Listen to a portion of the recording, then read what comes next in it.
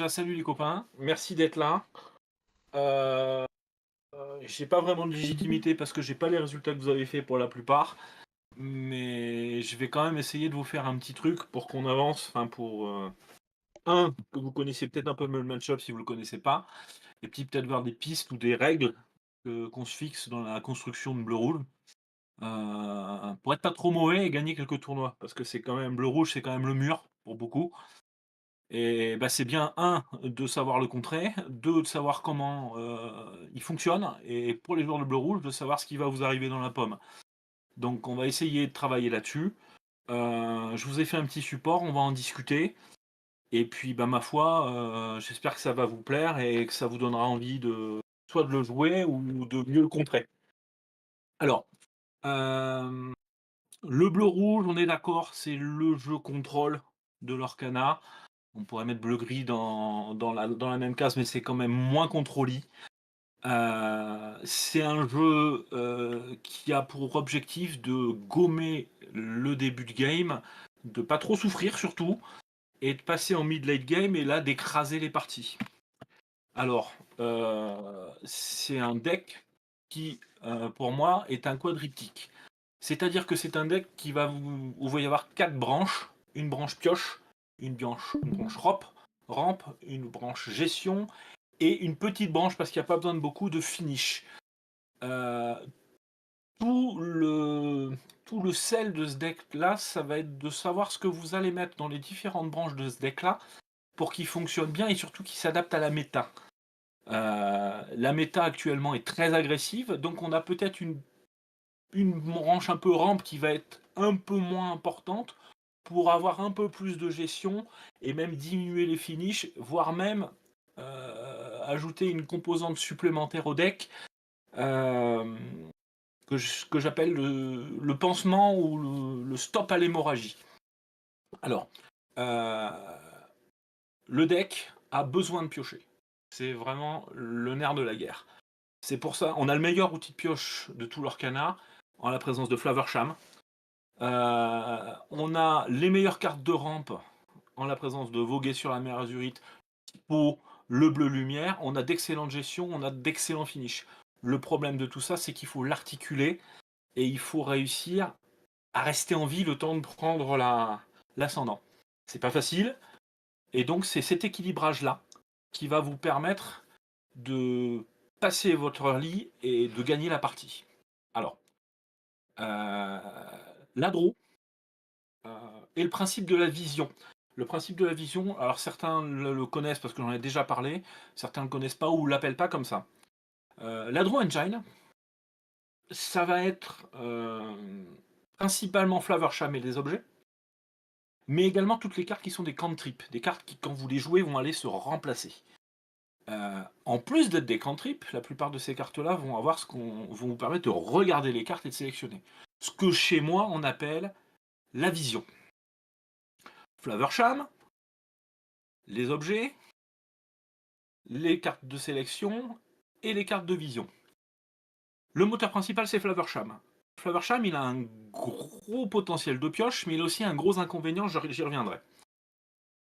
Tala, excellente carte pour stopper les agressions, parce que c'est quand même une 3-3 sur le board, qui va vous permettre de regarder les deux premières cartes, d'en sélectionner une et d'en mettre une en dessous. Tala, score de vision 2.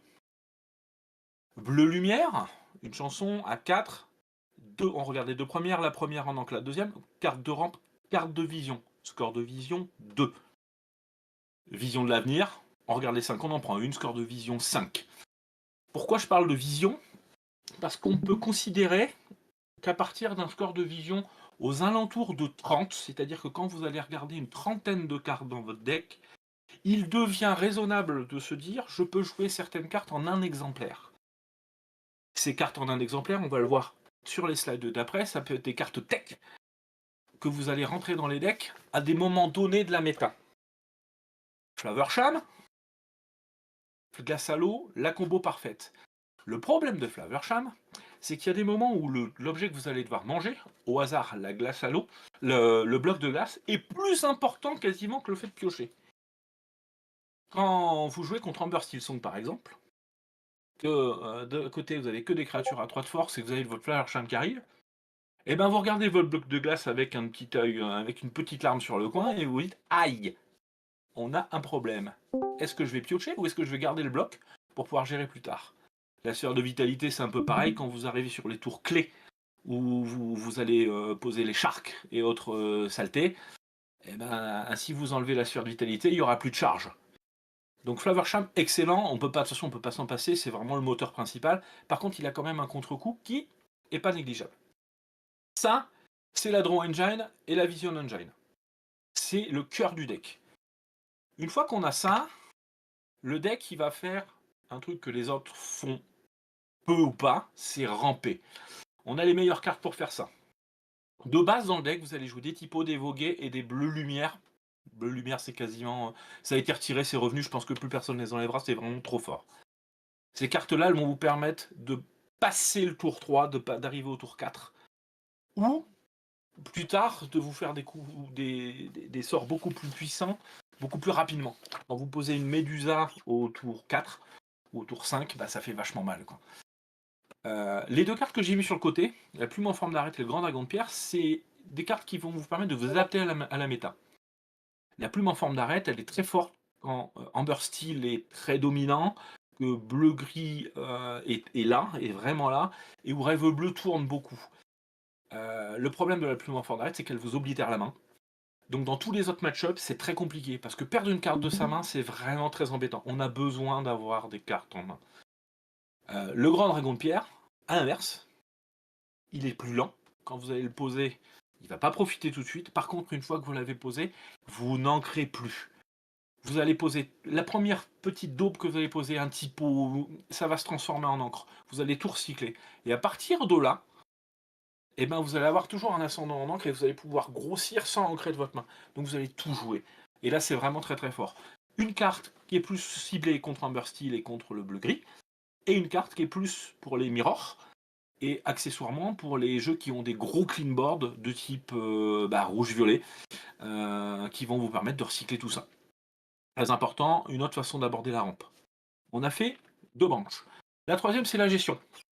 Je passe vite fait sur le deck, je ne vais pas vous apprendre comment on build un bleu-rouge, on verra des listes à la fin. Les removals. Alors, 2 types de removal. Le removal sec, maléfique. Soyez prêtes. Maui et la reine, je les considère comme des removals secs. Quand vous les posez, vous allez prendre un trade, vous allez faire un removal. Ça, et les removals dits conditionnels. Bagarre, petite sissou, grosse sissou, Médusa, qui ont besoin pour la plupart d'avoir le bloc de glace. Le fameux bloc de glace qu'on n'a pas vraiment envie de manger avec Flower Charm. Par contre, cette carte-là, le bloc de glace, elle va vous donner un ascendant sur tous les decks à 3 de force. Et surtout les decks qui se sont adaptés et qui ont rentré des cartes à 3 de force pour pouvoir résister. Les mouches, les banzai, toutes ces petites saletés-là, toutes les créatures à 2 de force qui vont pouvoir sauter sur la petite sissou. Si vous faites un bloc de glace T1, croyez-moi que n'importe quelle créature à 2, elle arrive, elle se dit je peux sauter n'importe quand, quoi. Donc c'est vraiment très très fort. Le bloc de glace, c'est peut-être la carte la plus puissante du deck.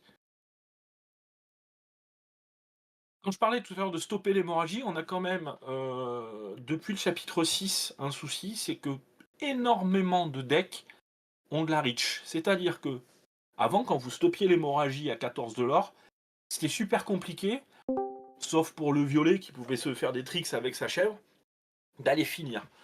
Maintenant, c'est super compliqué parce qu'il y a toutes les couleurs ont de la reach. On prenait un Gogo Tomago, bam 3-4 de l'or. Vous prenez un truc comme ça, bam 3 de l'or. La chèvre, les roses, les machins. Beaucoup de couleurs ont de la reach, beaucoup de decks ont de la reach. Faut faire quelque chose.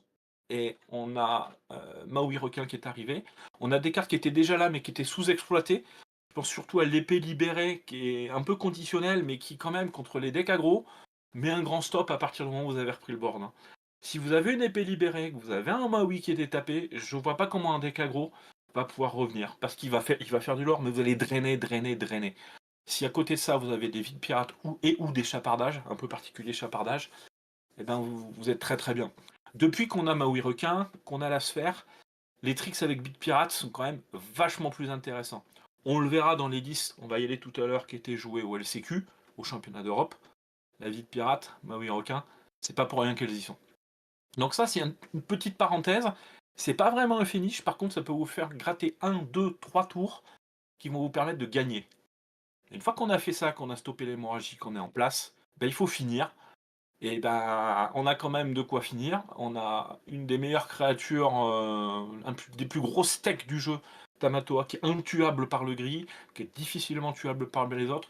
Il y a beaucoup d'Amber Steel, par exemple, qui ne joue plus beaucoup de génie, grand génie du mal, et qui de toute façon vont devoir les faire sur les Maui, les Sharks, les Sisu, les Maléfiques, les Tamatoa. Il y a trop de cibles. Il y a trop de cibles. Donc ça, c'est un steak, ça finit. Sisu, c'est l'équivalent d'un soyer prête unilatéral quand vous avez les Ice Block contre la plupart des decks. C'est extrêmement puissant. Ça l'aura 3. Dès que vous avez un Diamond Line, c'est 3, c'est 6. Et puis, mine de rien, Maléfique qui tue une créature, vous permet de faire de l'or, vous a un body solide, c'est quand même pas rien. Ces 4 cartes-là, le sous avec les 3 gros, c'est ce qui vous permet de finir tranquillement en continuant à gérer. Tamatoa, il va aller rechercher un objet, il va se prendre un peu de l'or. Sisu va clean le board, elle va prendre un peu de l'or. Maléfique va tuer quelque chose, elle va prendre un peu de l'or. C'est pas grave si ça part pas à l'aventure. Par contre, on ne pose jamais un Tamatoa si on n'a pas de la value dessus. Règle d'or. Soit je vais chercher un objet, je fais un petit tricks, soit je fais un coup de sous-fétiche. Je vais pas poser un Tamatoa flat pour me prendre un removal et me dire que j'ai rien fait avec mon Tamatoa. Et puis le manoir de Picsou, qui est une autre solution. On en voit dans certaines listes, ça va, ça vient, c'est très très dur à tuer. Il n'y a plus de removal de lieu dans les decks, donc c'est une solution alternative qui est vraiment très très forte, surtout au chapitre 6. Sauf bien entendu contre les decks qui font mal, les decks violets avec de la grosse charge, du gros crabe. Bah, mine de rien, ça vole quoi. Hein. Par contre, contre les decks gris, l'Amber Steel, toutes ces choses-là, c'est compliqué hein, de tuer un manoir. Ça fait vraiment beaucoup de l'or. Donc il faut savoir finir et ces cartes-là vont vous permettre de finir. On a balayé un peu les cartes, on a fait un petit peu le tour du truc. On va regarder un petit peu ce qui se passait dans les decklists. Et on va revoir justement. Ça, c'est les listes de l'European Championship. Merci mon petit Brico d'avoir fait le boulot parce qu'il y a un table de malade là qui a été fait. Et vous regardez dans. Alors il y a des listes un peu particulières que je ne vais pas prendre en compte. Mais vous regardez que la Pirates Life, en dehors de Fabien Bonfante, Raclem Flaxo, enfin, elle est jouée quand même dans pas mal de decks. Pas forcément beaucoup. Il y en a une. Il y en a une, et vous regardez les listes où il y en a une. Si on descend un petit peu, je suis en ligne. On regarde, il y a des Maui Half Shark avec Pirate Life. C'est formidable, ça vous permet de tenir et de gagner des parties. Et si vous avez tout ça, vous verrez que sur les listes, vous avez également, si on va chercher les petits objets, au hasard, la petite sphère. Où est-ce qu'elle est la sphère? Si quelqu'un trouve la sphère, vous me le dites. Shield of Virtue. Ah, vous avez aussi le Shield of Virtue hein, qui Je permet de pense faire qu'il des te manque, doubles trades. des lignes, papa. Ouais, il doit manquer une ligne. Bon, basta. Si vous avez des sharks, vous avez au moins une ou deux sphères, vous avez quelques Shield of Virtue. Ça vous permet de prendre des multiples trades et de faire vraiment des singeries avec. Brawl, joué dans toutes les listes. Par 3, par 4. Il n'y a pas vraiment d'alternative. C'est pas une bonne carte, Brawl. C'est vraiment une mauvaise carte, mais on a que ça. Donc on est content de l'avoir. Tala, par 3, par 4, forcément. Bon, alors que la Justice, lui, il joue un deck aggro, donc c'est très particulier comme deck. Ice Block. Ice Block, quasiment. Ah, c'est compliqué parce qu'il y a des decks qui en jouent peu avec peu de sissous mais qui jouent beaucoup de BP. Je pense quand même que dans la méta actuelle, se priver d'Ice Block sissou, c'est compliqué. Un joueur de vert qui arrive à vous bloquer un petit peu avec ses Ursula, il n'y a pas ça, c'est compliqué. Un joueur Number Seal qui vous fait pas de patte, compliqué. Je pense qu'il y a quand même un parti pris. Toutes les cartes qui sont en bleu sont les cartes qui sont jouées en 4 exemplaires par tout le monde. Donc c'est pas compliqué. Pop Cycle, la Draw Engine, Iram, Pop Cycle, Cell of the Azurichi qui permet de ramper. Ça c'est le bloc. Donc ça vous avez déjà 12 cartes qui sont inconditionnelles. Je vois pas comment on peut faire autrement. Vous parlez de bleu lumière, pareil. Hein. 3, 3, 2, 3, 4, 4. Un certain deck 2, enfin c'est quasi obligatoire. C'est vraiment. On a des decks. Alors, quelques decks avec un deck avec 4 mains noires. 3 manoirs, 2 manoirs, 3 manoirs, 3 manoirs. Il y a quand même beaucoup de manoirs qui reviennent dans les decks. Comme la reine de cœur qui revient en réponse aux aggros. Ça, on va le voir dans les match-up. Ça fait partie des orientations de deck. Il y a plusieurs façons d'aborder le clean. Ice Block, Sisu ou BP. Ou les deux. À vous de choisir. À vous de choisir selon la méta, alors méta locale ou méta du moment. BP, c'est complexe à partir du moment où le vert domine. Parce que je pense que vert-violet, c'est vraiment le deck qui domine. Je pense que c'est un tiers S. On en voit beaucoup, le deck est très fort et surtout, Ursula, ça satellise BP et voilà. Et c'est déjà un match-up pas facile. Alors si en plus on se base que sur BP, c'est très compliqué. Du coup, je vais pas vous tenir à la jambe, on va passer direct au vif du sujet. Les match-up, c'est le nerf de la guerre, c'est ce qui va faire que la 10 va aller dans un sens ou dans l'autre. On a des match-up qui sont positifs à certains moments de la méta. Par exemple, Amber Steel, en ce moment, est positif. Quand Amber Steel va se dire que finalement la flûte c'était un bon item et qu'elle va revenir, ça va être beaucoup plus compliqué. Parce qu'on a retiré tous les anti-objets, hein. On va pas se mentir, il y a peut-être un hideaway qui se balade dans les listes, mais c'est tout. Alors, je vais regarder, on va revenir en arrière. On revient ici, on fait une recherche hideaway. Bien sûr, elle y est pas, c'est formidable. Ligne 13. Ah si, hideaway, regardez, il y en a 1, 2, 1, il y en a plus. Il n'y a plus rien. OLCQ, celui qui se ramenait avec un Amber Steel Song flûte, je vous garantis qu'il faisait des trous. Hein. Parce que c'est vraiment. C'était pour le coup un super call, je pense. Les lieux, c'est pareil. Hein. Bon, là, il y a beaucoup de Maui, donc ça fait des gros trous dans les lieux, mais c'est pas idiot. Hein. C'est pas idiot. Mais pour le coup, Hideaway, regardez bien, il y en a plus dans les listes. Hein. Il y a Bonfanté quand je joue 2. En dehors de ça, voilà, ça sert pas à grand chose. Hein. Alors, voilà à peu près ce qu'on a vu au LCQ et ce qu'on voit actuellement dans la méta. C'est, je pense, les 6 meilleurs decks. Hein. Rouge-violet, que personne n'attendait, mais qui est vraiment très très fort. Bien piloté. Moi, je me suis fait sortir par le champion d'Europe. Hein. Il m'a bien satellisé aussi. J'ai mis des listes qui, je pense, font consensus. Peut-être celle de Frank Karsten en Amber Steel est un peu particulière. Parce que c'est un peu aggro. Le reste, il n'y a rien de. C'est du classico-classique. Est-ce que j'ai pris la Sandai, c'est ta liste ou pas que j'ai mis? Je suis même pas sûr. Oui, oui, c'est ma liste celle-là. Ouais, c'est ta liste, hein. Bah voilà, hein, il fallait que je la mette. Hein. Ah bah oui, il y a l'S. Je suis bête. Il y a l'S. Donc voilà à peu près ce que vous allez rencontrer. J'ai mis une petite parenthèse sur le bleu-gris, qui je pense est un deck qui va monter et émerger un peu. Alors c'est une liste perso que je teste en ce moment et qui est vraiment pas mal. Il faut savoir se préparer contre ce type de deck parce que c'est un peu particulier et ça peut vous one-shot surtout quand vous jouez bleu-rouge. Et ça, c'est un truc qu'on n'a pas envie. Hop. La main de départ que je vous mets là, je pense que c'est à peu près la main de départ sur un adversaire inconnu que vous devez garder. Parce qu'il n'y a rien de plus fort que Glace dans Ramp, dans Tala. Alors qu'il chante un bleu lumière, ça c'est quand vous êtes conduit mid-range control, et une petite reine de cœur ou un petit anti-aggro si vous faites un call aggro. Vous le verrez vite. Vous arrivez sur le tournoi, vous regardez un peu les tables autour de vous, il y a beaucoup d'aggro, paf. Dans mon mulligan, je vais aller chercher ma petite reine au cas où. C'est un peu plus mid-rangey, je pars sur le bleu lumière. Ça, c'est la main de départ, la God End. La main recherchée, sur le play, limite sur la draw, vous pouvez partir là-dessus. S'il y a adversaire inconnu, c'est ça que vous prenez. Vous avez tout. De la rampe, un peu de gestion, beaucoup d'ancrables. Si vous avez une mauvaise carte ou une grosse carte, une maléfique, c'est toujours embêtant, mais ça peut être votre premier rank, c'est pas bien grave. Ça, c'est les cartes recherchées. Amber Steel, les meilleurs ennemis. Alors, Amber Steel, c'est un match-up qui est favorable. Beaucoup disent que c'est extrêmement favorable, c'est pas vrai. C'est favorable, c'est légèrement favorable sur la draw, c'est très favorable sur le play, parce qu'il peut pas tester la rampe, on va pas se mentir.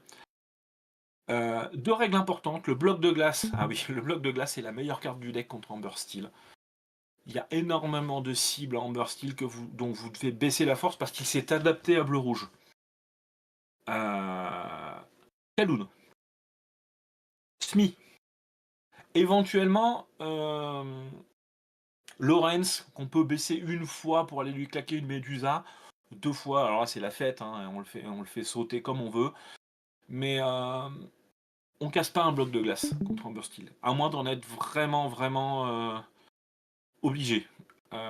Les cartes qui vont bien, c'est toutes les réponses que j'ai mises là. C'est des cartes qu'ils ne supportent pas. Que vous rampiez et que vous ayez de l'encre disponible. Parce qu'à partir du moment où vous avez de l'encre, s'il fait un rêve bleu, derrière il va prendre la sanction. Même s'il fait rêve bleu dans patte, si vous avez setup un bloc de glace, il va prendre la foudre derrière. Une Sissou qui tombe. Enfin, c'est vraiment une tech card que plus personne ne joue et que si Amber Steel revient, il faudra remettre. C'est la plume en forme d'arête parce que ça permet de matcher les rêves bleus. Et c'est vrai que c'est embêtant de perdre sa main sans avoir pu ancrer, alors qu'avec juste une plume en forme d'arête, eh ben, on peut matcher et sortir des trucs qu'il ne peut pas gérer. Regardez les gestions que j'ai mis là, il y a la moitié du deck, c'est que de la gestion pour Amber Steel. C'est vraiment compliqué pour lui. Il peut gagner, il a plusieurs plans de jeu pour gagner, il y en a un, c'est la meule. Quand vous jouez contre Amber Steel, vous comptez les rêves bleus qu'il y a dans le cimetière, c'est obligatoire. Il n'y en a pas beaucoup de passés, vous arrivez à 30 cartes dans le deck, on se détend. On met un grand coup de frein sur la draw, et on voit ce qu'on fait, si on peut gérer comme ça, même s'il faut 3 tours de plus pour gagner, on va pas prendre de risques. Ok? On y va, doucement.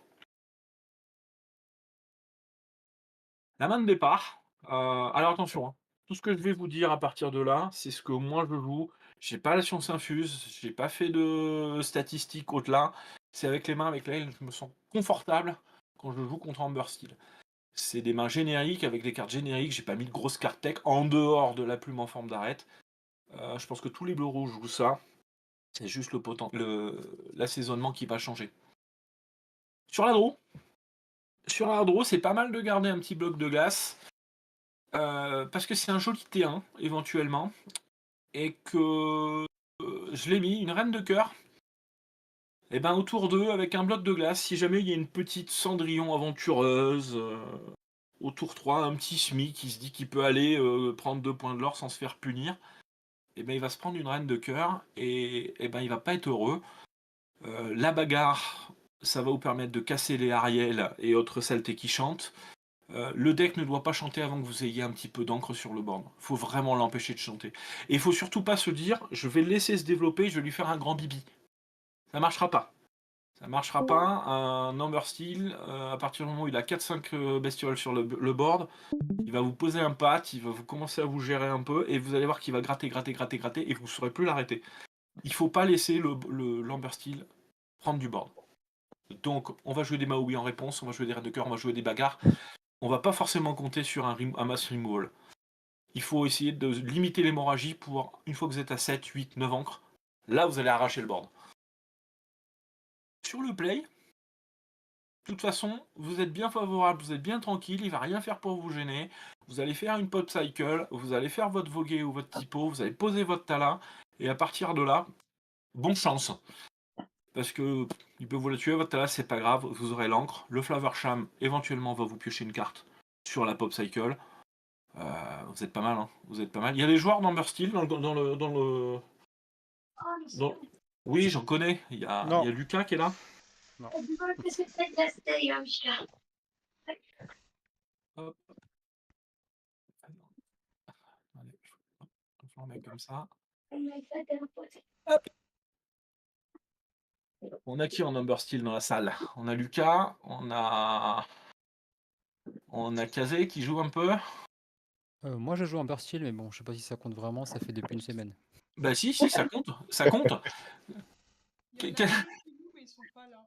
Ouais, mais Ouais, je joue Amber Steel aussi, ouais. Ouais, donc il y a Ouais, beaucoup moi de. aussi, Il y a, je il joue y en a beaucoup. Barcy, j'arrive juste. J'arrive juste. Ouais. Et ben voilà.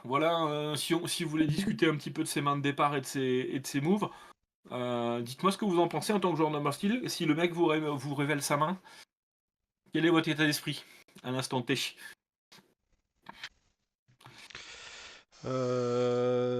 Non, moi c'est pas là-dessus que je veux rebondir, c'est que Dis-moi. je trouve quand même que t'as minimisé le fait quand t'as dit ouais, c'est pas si favorable que ça. Moi, je trouve toujours que le match-up est très favorable pour Ah, Bruges. Et il est favorable. Je dirais pas très favorable quand même. ouais, en fait, il est quand même bien favorable parce qu'aussi pour rebondir sur ce que t'as dit sur ton plan meule, en fait, ça va passer contre. Tu vas pouvoir meuler un joueur à peu près moyen, mais Oui, oui, un oui. mec qui joue jamais de sa vie il va se Ah, baver sur le tapis jusqu'à perdre à la meule, quoi. Donc ça peut arriver que les étoiles s'alignent et que tu arrives à claquer 3 revolves d'affilée, bah ouais, voilà. voilà. Mais T'as beau être un bon joueur, si tu te fais meuler de 21, tu te fais meuler de 21. ouais, mais ça, tu parles en connaissance de cause. Mais ça t'est arrivé une fois ce truc-là. Une Sinon, fois. sur toutes les fois où t'as rencontré des Steel Song, t'as jamais perdu à la meule. Sauf qu'une Ah fois, bah, le mec a fait ce qu'il aurait eh jamais oui, dû faire, quoi. C'est tout. il l'a fait. Mais t'as raison. C'est un plan de jeu compliqué qui va Ouais, t'arriver non, une fois tous les 50 parties quand tu sais vraiment jouer. Mais c'est un plan de jeu il faut quand même, compliqué. il faut Moi, quand même y penser. ouais. Par contre, actuellement, moi, je suis d'accord. Moi, c'est ce que j'ai fait depuis une semaine ou 10 jours. Les Et flûtes. ce qu'on avait parlé avec Gaël, ouais, c'est 3 flûtes qui reviennent direct. La seule chose qui faisait qu'on les avait enlevés au set dernier, c'est que vous aviez des Cusco, des Hideaway, des conneries Il comme y en ça a qui plus. traînaient. À partir du moment où il y en a plus, enfin, je vois pas de raison de pas remettre les flûtes actuellement, en tout cas. À l'heure actuelle, si je dois repartir en tournoi en Number Steel, je te garantis qu'il y a 3 ou 4 flûtes dans mon Ouais, deck. ouais, Et je suis sûr que ça marche. ouais. Ouais, je valide effectivement. Moi aussi, j'ai remis 3 flûtes. Le cauchemar aussi, de mon point de vue, bleu-rouge, c'est Sissou, quoi, en fait. Ah bah Sissou, Sisu, bloc de glace, c'est l'enfer, quoi. alors voilà, c'est pour ça que là, pour le coup, Sisu Block de Glace, je trouve, est beaucoup plus fort que les versions A4 BP. Parce que la pied Sisu, c'est un pâté, quoi. Si tu dois en plus aller mettre un Zeus sur la Sisu, quand tu vois toutes les bestioles qu'il a tuées derrière, Ouais, bah c'est. c'est le plus gros problème. En fait, c'est pas BP le plus gros problème de Steelsong, hein. C'est Sissou bloc de glace, largement. Parce que BP, ça se résout avec des pattes et avec des bare necessities si on a la bonne idée d'en amener un Eh ou deux. oui. Ouais. Mais Pareil, le Bare Necessities qui sortait des listes, je ne comprends pas. Sachant que bleu-rouge est toujours le mur. Enfin, pour moi, c'est quand même le deck à abattre. Il y a violet-vert qui a trouvé le moyen de le battre régulièrement. Les agros qui sont encore tenus en respect par Amber Steel. Merci à vous les joueurs d'Amber Steel, on vous ouais, aime. c'est cadeau ça. Ça c'est pour C'est nous. cadeau, ça c'est pour vous. Mais c'est vrai que si Amber Steel lâche contre bleu-rouge, il n'y a plus rien qui défend bleu-rouge. La meilleure défense de bleu-rouge, c'est Amber Steel. Ça, c'est évident. Mais voilà, quand vous prenez des mains comme ça contre Amber Steel, globalement, vous êtes pas mal. Déjà, de base, effectivement, vous êtes pas mal. Là, on est quand même sur de la main solide. Hop, allez, je repars. Alors, j'avais même pas vu que j'ai mis des transitions, je suis un dingue. Ah, le gris vert. Le gris vert, on n'en voit pas beaucoup en Europe. Il y en a beaucoup de l'autre côté de la mer. C'est un match-up qui est compliqué. Parce que, comme n'importe qui, sur une sortie pornographique de gris vert, vous allez vous faire satelliser. Petit Diablo, dans Gros Diablo, dans Ursula, Prince qui défausse. De toute façon, vous pourrez rien y faire. Ça passera pas. Ça ne passera pas. Il y a un cauchemar, je l'ai mis, Flower Sham, c'est le némésis de gris vert. Quand vous posez un Flower Sham, vous allez piocher 2. Il ne pourra pas vous le tuer, il ne pourra pas vous le gérer. Qu'est-ce qu'il va faire? Il va vouloir monter en main. Ouais, ça c'est pas tout de suite quand même. Hein. Il va claquer 3 cartes pour le tuer. Il peut pas. Si le Flower Sham part une fois à l'aventure, casse un deuxième objet, vous avez pioché 4 cartes, c'est terminé. C'est terminé. Vous allez chercher les BP, vous allez commencer à jouer les grandes tripes, vous allez commencer à jouer des bagarres, des sissous, c'est terminé. En dehors de ça, c'est un deck de sortie. Hein. Là où vous jouez de la gestion, lui, si tout sort pas dans l'ordre, c'est compliqué. LCQ, j'ai rencontré 2 verts gris sur les 2 premières rondes, j'ai gagné les 2. Ils n'ont pas eu la sortie dans l'ordre, c'est terminé. Il n'y a rien à dire. Il vous faut votre Flavorsham en main de départ. Je sais pas si j'ai mis la main de départ. Non, j'ai pas mis la main de départ. Il vous faut votre Flavorsham. Il vous faut faire attention on veut pas de typo, on veut pas spécialement typo, parce que ce typo, il vous enlève une carte, on n'a pas envie de ça. On veut faire voguer, on veut Tala parce que c'est un cantrip, et si Tala arrive à chanter un bleu lumière, on est bien. On est bien, c'est pas un deck qui met de la pression lore, c'est pas un deck qui va très vite, donc vous avez un peu le temps. Vos top decks sont beaucoup plus forts que les siens. À partir du moment où il a son prince Jean, vous avez plus de cartes en main et qu'il vous fait discarder, on est content quoi. Derrière, il va prendre son BP, il va pas répondre, c'est terminé. Donc c'est pas un match-up compliqué, c'est un match-up où vous ne contrôlez pas la sortie de l'adversaire. On peut pas y faire grand-chose. Méfiez-vous d'Ursula. On garde pas trop de chansons en main de départ, c'est pas la peine. Ursula, elle va tomber vite. La Ursula chanteuse ne doit pas rester sur le board, parce qu'elle vous fait vraiment très très mal. La bagarre, elle est pour elle. Limite, elle est plus pour elle que pour Diablo, quasiment. Et puis, ma foi, ça devrait bien se passer. Oui. Ouais. Oui. Ouais, non, j'interviens comme je joue beaucoup Verlet. Bien sûr. Quasi. Ouais, donc bagarre, c'est uniquement la target bagarre. Hein. On est bien d'accord. Faut favoriser Ursula à 100%. Parce que si vous Ursula laissez Ursula, doit en pas fait, chanter. le tour d'après, il vous fait -2, il fait +2 dans sa main et vous êtes dans le mal. Parce que souvent, vous êtes à plus de la 4 partie est cartes à ce compliquée. moment-là dans le jeu. Donc Voilà. un Diablo, c'est embêtant, mais c'est pas la fin du monde. Une Ursula résolue qui peut chanter, c'est la fin du monde. Parce qu'effectivement, comme tu dis, hein, Ursula qui tombe, tu peux être sûr que tu as un prince Jean derrière et que ça chante double. Ça, le jeu fait ça. Par contre, derrière, ouais, c'est un deck Sans compter qu'elle a aussi la possibilité de one-shot un Flavorsham dans le cas où vous butez le Diablo En pour plus, pas qu'il pioche, pour pas en piocher. plus, c'est un des seuls outs. C'est un des seuls outs pour tuer Flavorsham. Je suis tout à fait d'accord. Avec le plus ardent et puis là t'es bien en fait, il y a plus Flavorsham donc le mec il va se vider sa main petit à petit quand même parce qu'il a plus Flavorsham. Ouais, non, Et mais toi tu vas pouvoir mettre en place ton jeu discard en décalé, mais tu vas pouvoir le mettre en place quand même. ouais, non, mais je suis tout Voilà, à désolé, fait j'interviens raison. plus. Ah non, mais on est là pour ça. Hein. On est là pour ça. Mais ouais, alors je sais pas si t'es d'accord, Kazé, parce que c'est toi qui joues le plus Griver. C'est even sur la draw, c'est un peu favorable sur le play. Je pense que je suis pas loin de la vérité. Ouais. Toi, tu vas me dire que Griver est devant. Alors quand bleu rouge il est quand c'est bleu rouge qui est sur le play, c'est plus favorable pour Griver. Parce qu'on a une carte de moins. Parce que du coup, parce que mine de rien, cette carte de moins, elle fait une sacrée différence. Qu'est-ce que j'ai fait, moi? Mais c'est pas pour autant plus simple, par contre. Parce que mine de rien, tes persos, tu te dis que le tour où ils vont être joués, ils vont pouvoir être contrôlés instant. Ouais, c'est ça. Et dans l'autre sens, tu as certes la carte de plus, mais si tu vises vraiment ta sortie Diablo et full défausse derrière, tu peux prendre la game en étant sur le play. Mais là où c'est généralement le plus favorable, c'est quand bleu-rouge est sur le play. Moi, je pars du principe que si le fait de pouvoir ramper plus rapidement au début, ouais, mais alors, encore une fois, c'est un peu comme la meule.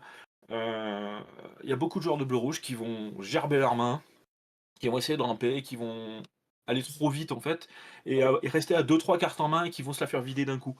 C'est peut-être ça l'erreur. C'est ça. C'est d'aller trop Mais vite. c'est une erreur que j'ai remarqué souvent que les joueurs bleu-rouge faisaient. Tu te mets à la carte haute toi-même en te disant ouais, ben il va pas me discarder. Ouais, mais la carte haute, c'est quand même pas si fou que ça, quoi. Sauf si t'as 10 ancres et que tu pioches tes sélections. D'accord, la carte haute en fin de game, c'est pas grave. Quand t'es au tour 4, au tour 5, c'est compliqué quand même. Hein. Il y a le mid-game qui est compliqué. Ouais. Par contre, ouais, Flavorsham, MVP tous les jours. C'est vraiment la carte. La carte. Puis encore une fois que vous avez un Tamato à des machins, à part vous le renvoyer en main, je vois pas ce qu'il peut faire. Hein. Alors, notre Némésis.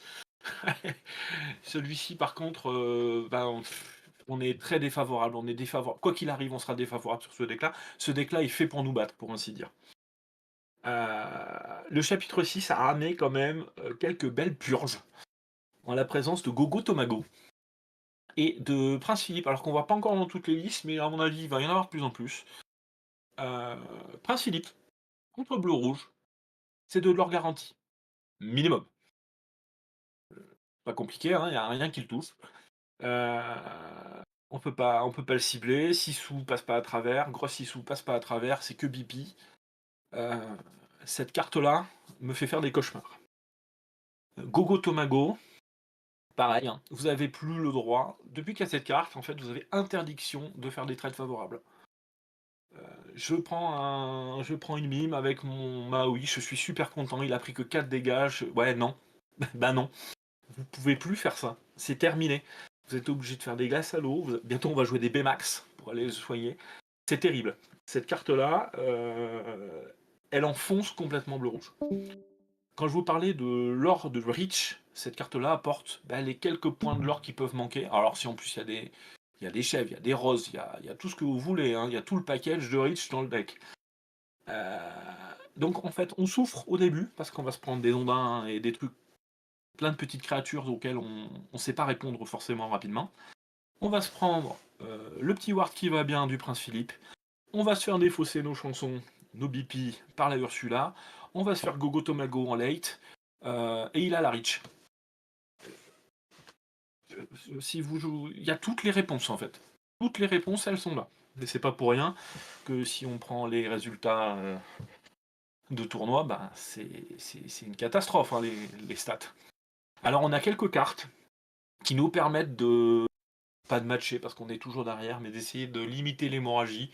Si vous arrivez à limiter l'hémorragie, peut-être qu'il y a une chance dans un monde où vous allez faire une draw, éventuellement une victoire s'il pioche pas bien en face. Petite Sissou, très très fort contre les ondins, très très fort contre beaucoup de bestioles du deck. Quand vous avez un bloc de glace en plus, je pense que il y en a beaucoup, il y a vraiment beaucoup de bestioles. Ursula, Gogo, ça prend des trades favorables sur Banzai. La reine de cœur. La reine de cœur qui est revenue dans le deck, mais pas pour rien, elle est revenue pour le vert. Pour aller prendre des trades dans les ondins, pour aller prendre dans Banzai, pour aller prendre un Prince Philippe éventuellement. Talak est toujours un cantrip, bloc de glace, bagarre, soyez prête. Enfin, il vous faut votre package de. Le truc, c'est qu'il faut que vous arriviez à vous sortir de leur lit sans qu'ils fassent plus de 12 ou 13 de l'or, 14 maximum, pour avoir un petit espoir. Les tech cards qu'on a rentrés et qui, malgré tout, font bien le boulot. L'épée libérée, alors ça c'est ma tech card, personne ne la joue, mais bon. Maui Requin, c'est quand même pas mal. Maui Requin, c'est pas mal parce qu'il a un peu de mal à y répondre. Il faut qu'il tape avec Elsa et qu'il aille faire une chef. Enfin, c'est compliqué à tuer. C'est assez compliqué à tuer. Si vous arrivez à chanter une vie de pirate, à prendre un trade, reprendre votre vie de pirate et éventuellement la rechanter, faire un plus 4, plus 6 du coup, parce que minimum vous prenez un lord de plus, il y a un monde où il est possible de matcher. Il faut quand même que les étoiles s'alignent. De toute façon, quoi qu'il arrive, on cherche pas spécialement à battre ce deck-là, on essaie de faire des draws. Ça sera déjà pas mal. Johnny, je sais pas si t'as déjà perdu contre un bleu-rouge. J'ai un doute. Moi, j'ai gagné une fois ou deux contre des bleus-rouges, mais de façon... il faut une chance incroyable, une chance insolente pour faire ça. Tac.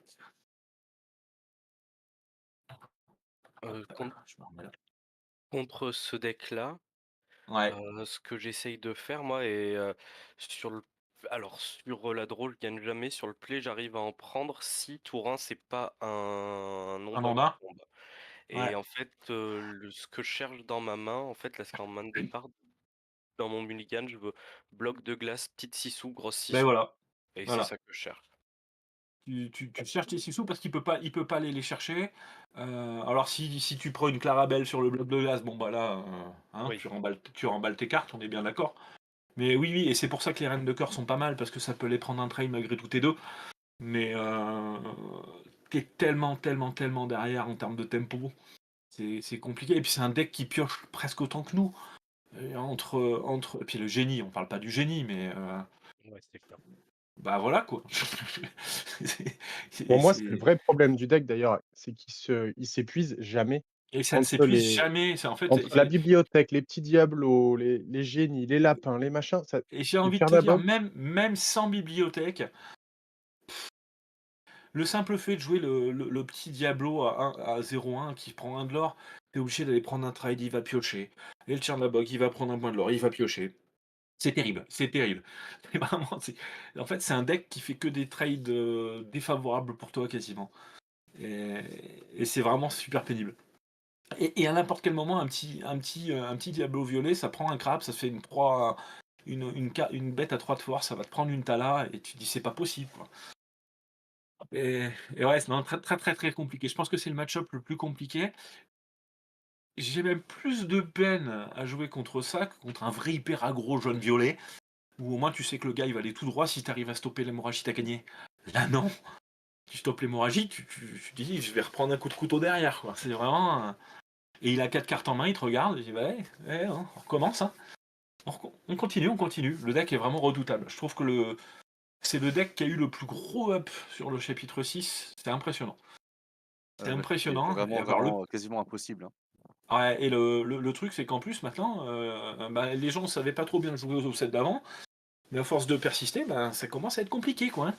Ouais, puis celle-ci, même un mec qui ne joue pas bien peut Ah bah battre quand ça le se... rouge. Ah mais tu fais Ondin, Prince Philippe, au revoir. Au LCQ, je jouais bleu-rouge au LCQ. Mon premier Ouais. match était contre un vert violet. Le mec, il m'a demandé ce que faisait Azurite. Ah ouais, non mais non mais je sais bien. Et il m'a battu parce qu'il m'a fait la sortie double Ondin avec les Princes Philippe, etc. Voilà. Non mais c'est un deck Impossible. qui supporte pas l'agression rapide en fait. C'est tout, hein. Mais on le sait, hein, quand tu joues bleu-rouge, tu acceptes de perdre ces match-up-là. Bah voilà, c'est malheureux, mais c'est comme ça. Ouais, je me permets d'intervenir là en joueur Bien sûr. Steelsong. En fait, c'est un deck en fait où c'est à peu près even pour Steelsong, enfin de mon expérience. C'est un deck très fort que nous on va pas mater pour vous en fait, pour le coup.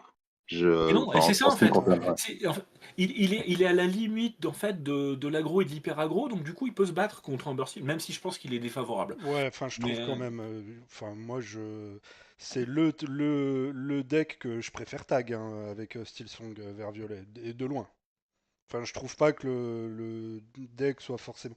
Il peut gagner, mais en vrai, pour que vert violet vienne prendre un BO à Steelsong, faut quand même que lui ce soit vraiment pixel et que du côté de Steelsong, ça brique un peu. ouais, faut que ça se passe bien quand même. Enfin, ouais, moi, je sais qu'actuellement, dans le méta, c'est le deck que je préfère tag. Et puis vous êtes reparti en Ouais, plus, alors moi Amber c'est Steel est plutôt. reparti en tuant la bête aussi. Donc, Ouais. Pas tout le monde, mais. Après, ouais. ça dépend si je joue qui ont la bête, mais en fait, il commençait à y avoir quand même pas mal de Steelsong différents, en fait. ouais. Et je pense que ça dépend quel Steelsong tu joues. Moi, je préfère jouer rouge-violet actuellement que vert-violet. eh ben, on a Ouais, Babou dans le chat. Qu'est-ce que t'en penses, Bastien? il est là, Babou? Je le vois pas, Babou. Salut, C'est salut. que- Je suis arrivé un peu tard, pardon. Ah bah bravo, merci. Qu'est-ce que t'en penses du match-up Steelsong vert-violet, justement? Qui est Euh, pas si simple au final. non, c'est loin d'être simple. En fait, ça va être très particulier. Ça va jouer vraiment aux joueurs et pas à la liste. Je sais que c'est un peu bête de dire ça, mais Ouais, c'est du pilotage, hein. en fait, ouais, c'est exactement ça. C'est si on a un joueur qui sait tourner autour de réponses, le match-up est quasiment favorable pour vert violet. Sur des tables, on va dire des tables en local, etc., les gens font moins gaffe à réponse. Du coup, il y a un avantage considérable pour Steelsong. Mais dès qu'on passe au-dessus des réponses et qu'on joue que des insaisissables, etc., il n'y a plus assez de gestion en fait. Les 4 Raging, 4 Zeus et 4 Storm suffisent absolument pas au Ça Steelsong suffit pour pas, mais gérer. il y a quoi? Il y a 50 bêtes dans le deck. Ouais, mais t'es trop loin. En fait, t'as des trucs qui. Le Ondin est extrêmement chiant. Contrairement à ce qu'on pense, parce qu'il force une gestion, parce qu'en Steelsong, tu peux pas trop te Et permettre de ça perdre fait des une cartes. de moins, ouais. T'en as que 12. Ouais. Le Ondin, c'est une catastrophe. T'as envie d'en créer des chansons si tu les as au mulligan, parce que t'as trop peur d'Ursula. Gogo Tomago, tu peux pas faire de réponse dessus. Génie, tu peux pas faire de réponse dessus. Donc en fait, juste si le vert violet En fait, si le vert violet refuse de jouer comme à l'époque. En fait, le Steel Song, la stratégie du Steel Song contre vert violet à l'époque, c'était on joue des créas, on ne fait rien, on joue des créas, on fait rien, on joue des créas, et d'un coup on accélère. Bam. Sauf qu'aujourd'hui, le vert violet est plus rapide que le Steel Song, notamment via le génie et surtout via Diablo. En fait, Diablo, c'est un enfer parce que C'est terrible, c'est un carnage avantage pour lui. c'est ça. Si tu le gères, tu perds une gestion. Et en plus, lui, il pioche, donc tu fais 0 carte advantage. Si tu le chantes pas, tu fais -1 en carte advantage, c'est une catastrophe. Et en plus de ça, les Diablos, si tu les trades pas, bah, ça va t'ouvrir des plays sur Fox, sur Et puis mais voilà, si tu trades, tu tapes une créature, si tu tapes une créature, tu prends mime. Ouais, c'est Voilà. exactement ça. Donc, Steel Song, c'est très très compliqué à l'heure actuelle. D'ailleurs, c'est ce pourquoi il y a eu. Enfin, ce pourquoi j'ai pas réussi mon LCQ, notamment. C'est que les tables, quand tu connais réponse, ton Steel Song il Oui. passe plus. Et tu perds contre quoi au LCQ? Vert violet? Alors, le matin, je joue Steel Song, je prends rouge-bleu sur la draw et je prends 2-0. Ouais, bah, Le matin, à la première ronde. Et à la deuxième, je joue vert-violet, je prends bleu-violet en première, je gagne 2-0 sur Soltos, pardon. ouais. Et en round 2, je prends Néo en Steel Song. Allez, bonne journée. Ouais, c'est exactement ça. C'était compliqué, mais ça arrive. Ah, c'est pas Mais grave. c'est un match-up très particulier. En fait, le Steel Song aujourd'hui a plus de match-up favorables contre tout ce qui est gris. Je sais que ça peut paraître bizarre, mais aujourd'hui, je préfère prendre un gris-violet ou un Mais vert-gris, ça se négocie, même si je préfère gris-violet, qu'autre chose. Ouais, c'est vrai que j'avais oublié le gris violet, mais il y en a quand même Il y en a moins. moins que des verts violets. Mais oui, effectivement, le gris violet, c'est tranquille, c'est ça, bien normalement. meilleur. Ouais, c'est bien Ouais. meilleur. Mais on en croise quand même beaucoup moins que. Ouais, tu Oui, vois, c'est je l'ai ça. même pas. Que des verts Je l'ai mis violets. je l'ai mis un peu dans les rogue decks parce qu'effectivement, il marche bien. Mais je pense que ça gagne pas de tournoi en fait. Ouais, Ça c'est ça. gagne pas de Après, tournoi. le gris-violet, c'est comme le Steel Song, mais on pourra voir mercredi. Il y a des listes qui sont très particulières. Par Oui. exemple, ma liste de vert-violet, je joue 4 Olaf, 4 Madame Mime qui donne offensif +2 et 3 Peter Pan. C'est-à-dire que Steel Song, j'ai un Ouais, match-up extrêmement favorable contre Steel Song, alors que je joue vert-violet. Donc ça trois de dépend force. vraiment des listes, quoi. Ouais, c'est exactement ça. 3 de def, c'est terrible. C'est ça. Et la offensif, la mime offensif, c'est une catastrophe pour Steel Song. Et je pense que pour le coup, les listes bleu-rouge qui jouent Shark Vite Pirate sont quand même vachement mieux. Ouais. Mais après, faut pas trop en jouer non plus. C'est ça. En fait, alors, on reviendrait au Shark tout à l'heure. Shark, c'est une super carte. Par contre, il faut absolument pas buter ton deck autour. C'est une très bonne carte dans le deck. Te dire, ouais, non, mais je vais jouer un truc comme ça, un truc comme ci, un truc comme ça, et je vais jouer 4 Sharks, c'est pas bon. Tu joues 2-3 Sharks parce que c'est une super bête, parce que ça prend des super trades en insaisissable, mais c'est tout. Faut pas le voir. Faut pas voir plus que ça, en fait. Et quand ça marche, Shark, c'est vrai que c'est cool. Alors, qu'est-ce que j'ai là? Ah ben juste, ouais, draw play. Alors les mains de départ. Alors sur le draw, ça peut être intéressant de garder un typo. Tout simplement parce que typo, ça va faire une opposition à Ondin. C'est qu'on va dire, hein, mais un typo, ça tue un Ondin. Ok, on perd une carte, on perd 2 cartes parce qu'on a peut-être ancré avec le typo, mais on s'est débarrassé de l'Ondin, on peut pas laisser Ondin. Si on lui met une reine de cœur dans les dents, c'est mieux. Si on peut pas, à défaut, on prend ça. Sur le play, pareil, on va essayer de garder beaucoup de gestion, pas cher. Beaucoup de gestion pas cher, parce que c'est un deck qui est rapide. On va garder de bagarre des 6 sous, des reines de cœur. Tala, c'est toujours très fort. Parce que Tala, ça a 3 de force, et que 3 de force, je crois que ça tue à peu près n'importe quoi. Minus Bell, dans le deck. Ça tue tous les mimes, les fox, les... Donc il aime pas Tala. Hein. C'est vraiment embêtant. Et puis Tala, quand vous avez un bloc de glace, ça tue un bonsaï sans mourir, et ça, c'est Gucci. Ça fait des dingueries. Mais encore une fois, hein, c'est des mains de départ. Même avec des mains comme ça peut très mal se passer. Là, c'est très facile à suicider pour pas prendre Gogo Tamago aussi. Exactement. Ça a très peu de points de vie, pas mal de points d'attaque. 3, c'est bien en fait parce que ça meurt. Mais j'ai une question sur la reine de cœur. Ouais. Parce que j'ai fait des tests avec Bleu-Rouge, notamment au bootcamp avec tous les extraterrestres là. Ouais. Salut Johnny qui est dans le chat. Hem, la reine de cœur, on a testé et j'ai l'impression que ça enlève plus de, en fait, ça te décurve plus qu'autre chose, dans le sens où tu préfères bagarre T3 ou Sissou T3 Eh ben, et je pas sais reine de pas. cœur T2 et Ouais. je sais pas, j'ai fini par les enlever parce que je En suis fait, convaincu du j'ai truc. presque envie de te dire, j'aime bien avoir une reine de cœur quand j'ai en decklist ouverte. Oui, OK, d'accord. Simplement pour le fait de dire, j'ai des reines de cœur. Tu peux pas faire n'importe quoi avec tes créatures en début. Tu peux pas aller prendre ton point de l'or avec ta Cendrillon. Tu peux pas aller prendre comme ça. Tu vois, Ouais, bien c'est sûr. c'est plus pour ça. Et en me disant que de toute façon, c'est une bonne encre. C'est pas, voilà, t'es bien content. Tu la gardes en main de départ, tu la joues pas, ça fera une encre et ça dégage. Par contre, le fait de dire au gars, tu ancres une reine de cœur, même d'ancrer une reine de cœur, c'est quoi ton encre? C'est une reine de cœur. Ah, Ouais, ah OK. oui, tu comprends?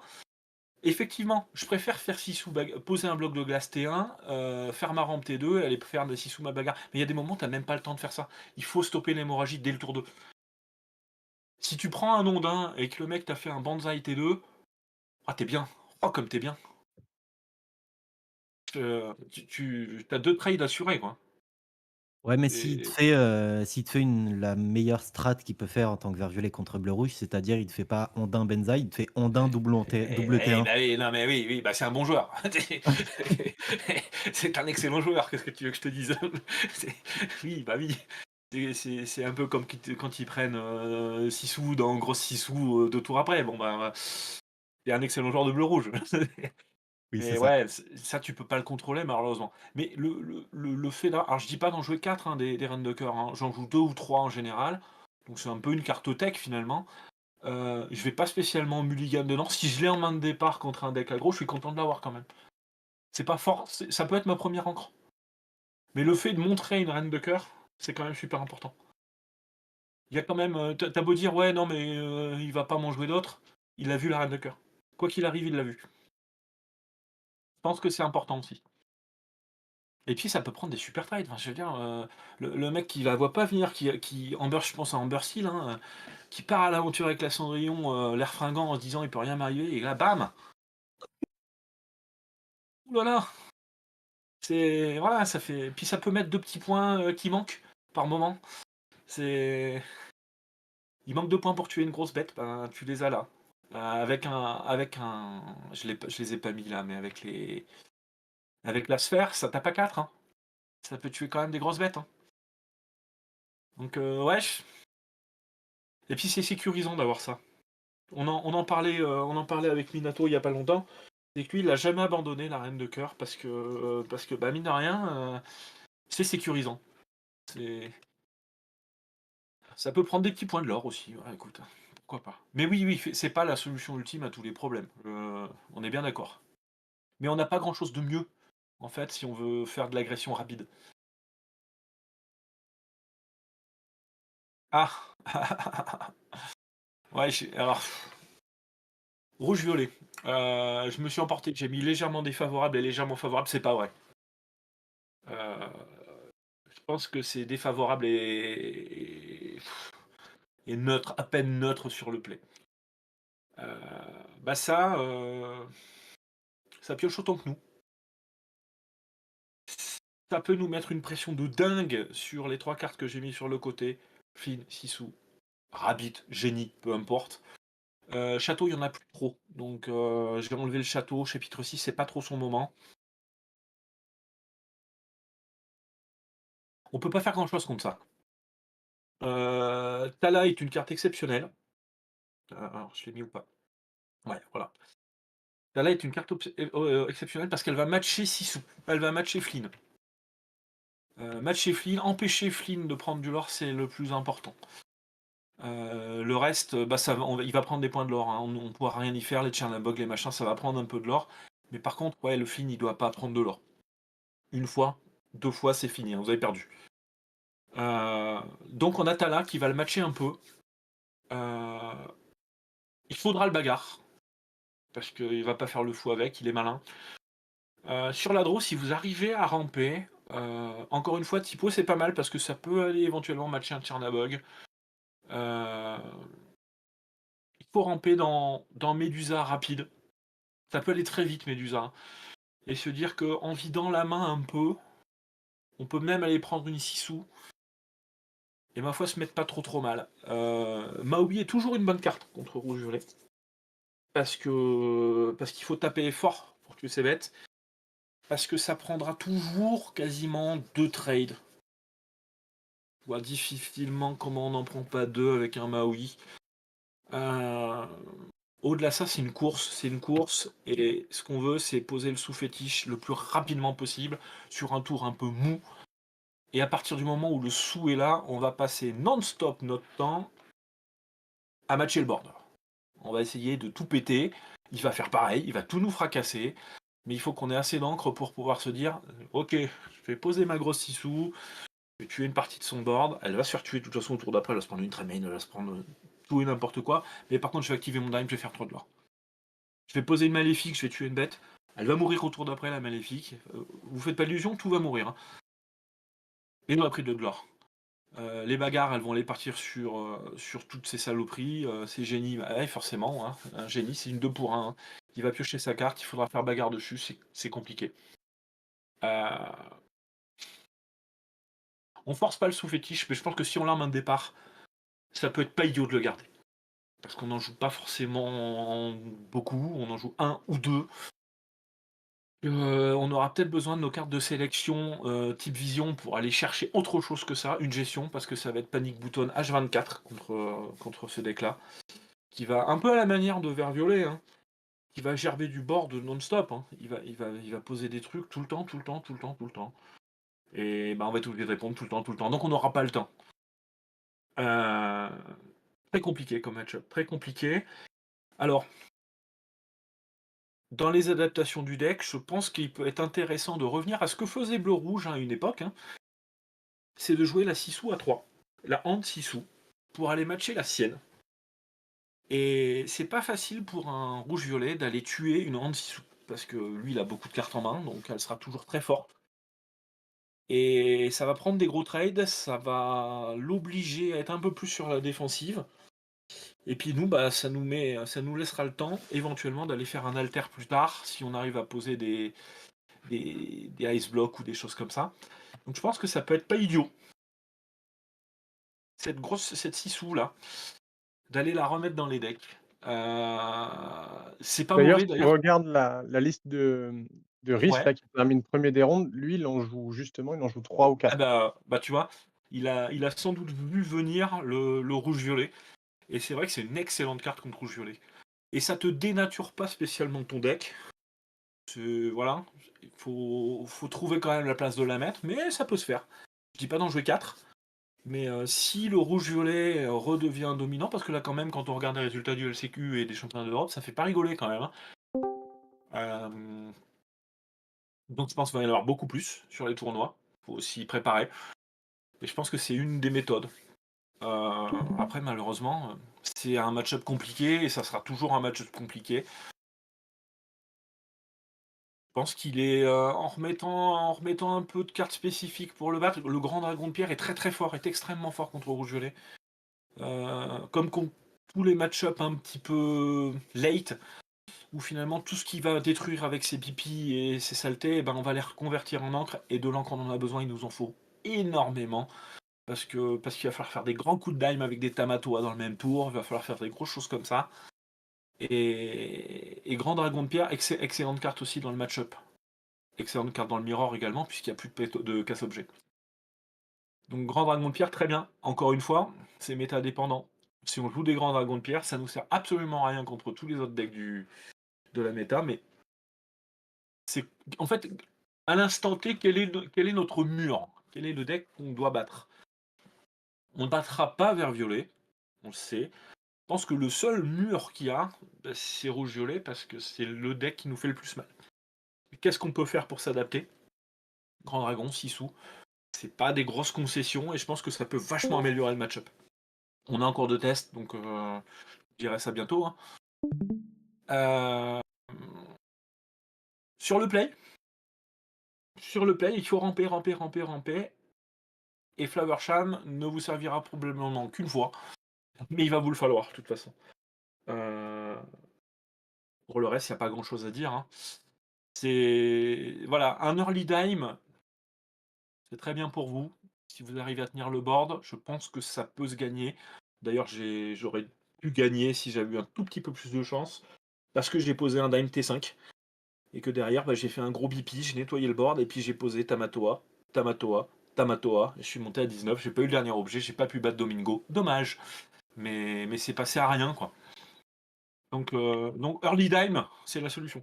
C'est vraiment la solution. Alors, le deck qui monte, bleu-gris, moi j'y crois toujours, ça a toujours été un de mes decks préférés. Potentiel d'arnaque exceptionnel. Ce deck-là, quand il va vous faire Ariel sous Prepare Your Bot, il va vous mettre 15 de l'or dans le nez en un tour. Fin des débats.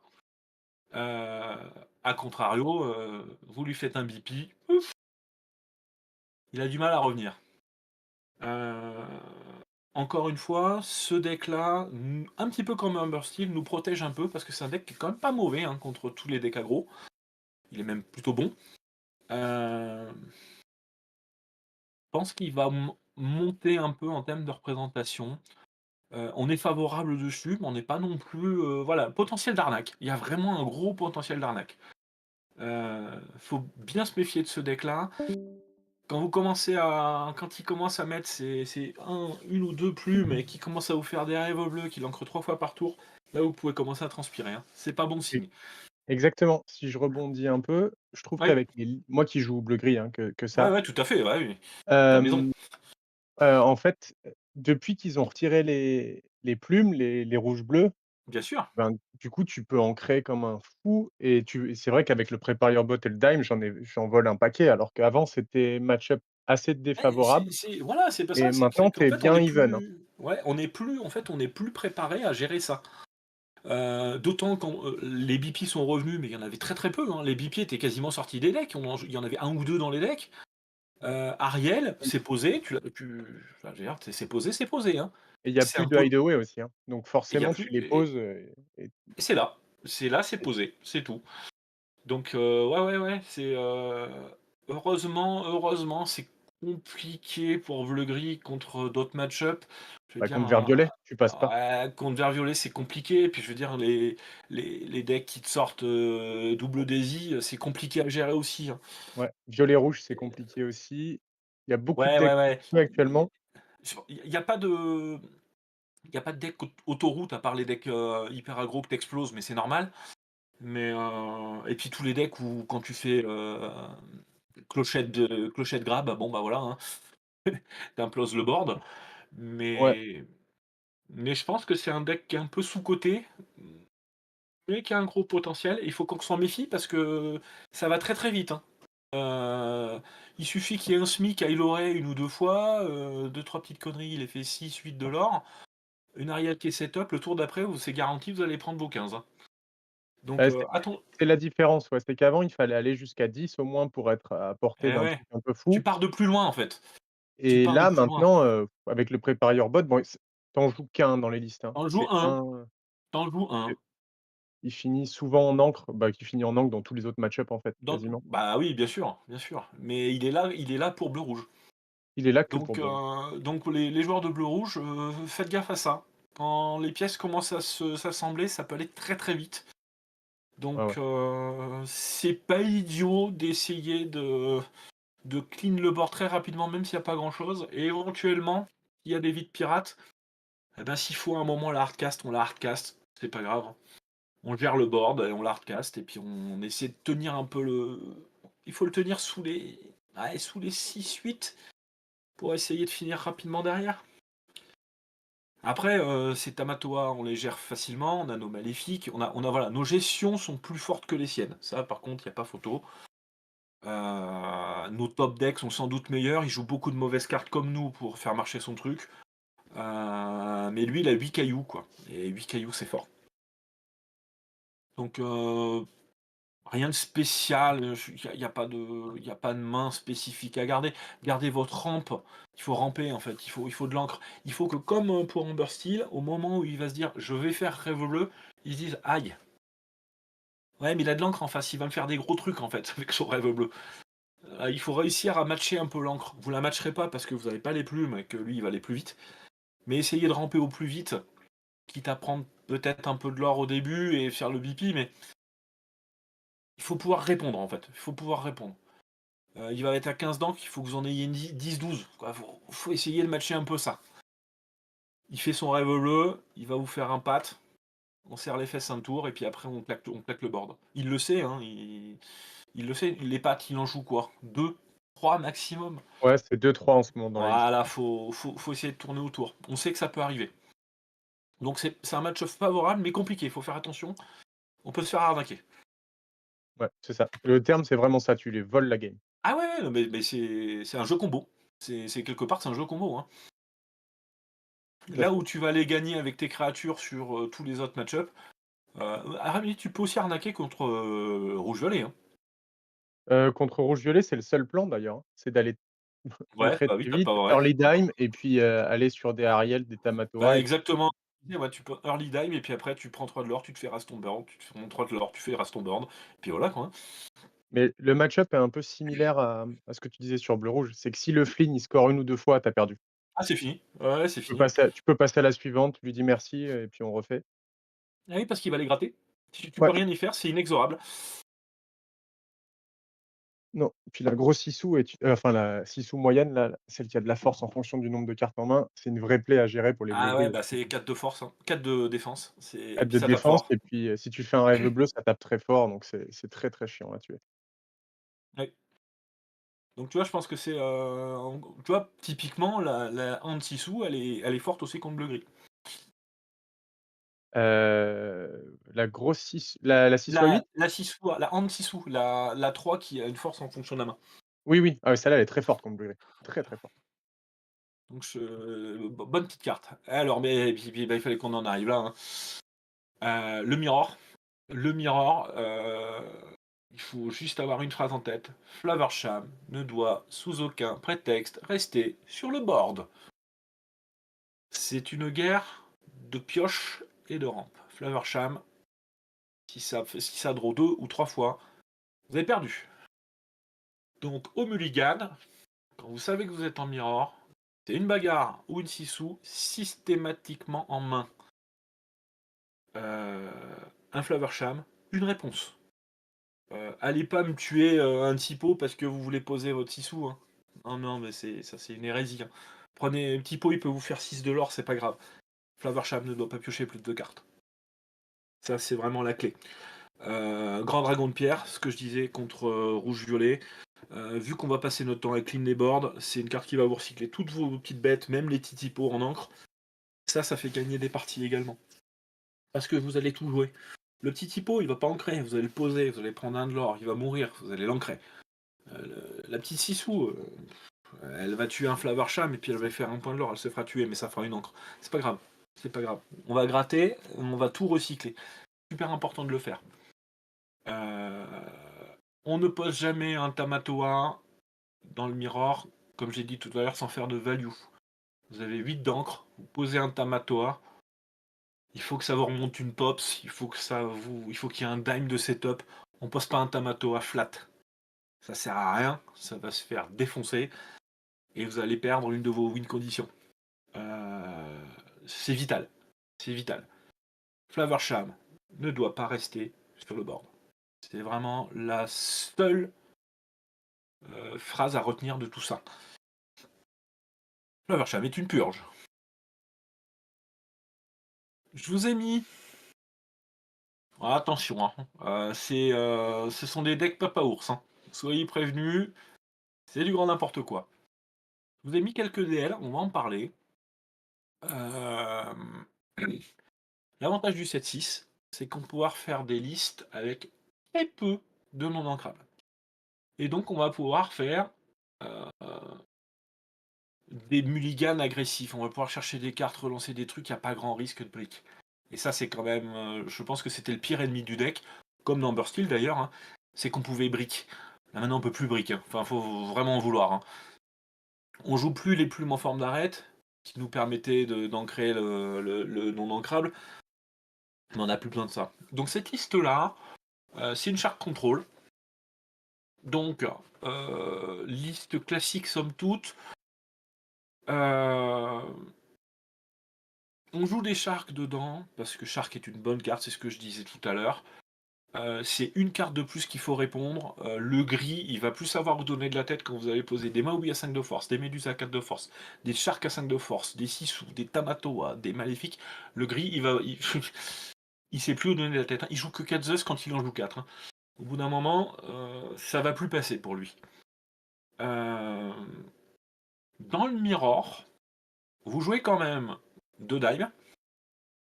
Vous jouez des Maléfiques, vous jouez des Tamatoa. Le Shark peut aller grappiller. Vous avez libéré des livrets, vous pouvez faire des tricks avec la vie de pirate également, avec le Maui. Le late est pas mauvais, hein. Le deck est pas mauvais du tout. L'early est très faible par contre. Là, vous prenez un vert violet. Amusez-vous. Il n'y a pas grand chose, hein. Il n'y a pas de petits 6 sous. Il n'y a pas de petites 6 sous. On mise tout sur bagarre. On mise sur le typo éventuellement et la tala, la sphère de vitalité. Par contre, ouais, le mid et le late, c'est imbattable, hein. C'est vraiment trop fort. Je pense que c'est très fort également contre Amber Steel. Parce que trop en fait. Parce que trop tout simplement. Mais ouais, ça répond pas à l'aggro. Donc ça c'est Shark Control. Pas mal. C'est pas mal. C'est pas ce que je préfère, mais c'est pas mal. Ça, c'est 6 sous contrôle. Je vous parlais tout à l'heure de contrer un peu plus le vert violet, de s'ouvrir des options de trade en early, et dans les solutions que j'envisage, eh ben, il y a le Chromicon de Ruby qui est là, qui va vous permettre de prendre des jolis trades avec Sisu, avec la reine de cœur.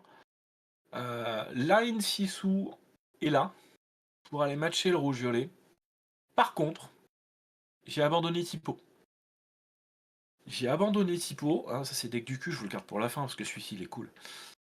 J'ai abandonné Typo. Je me suis dit que de toute façon, contre ces decks-là, c'est pas spécialement la course à la rampe.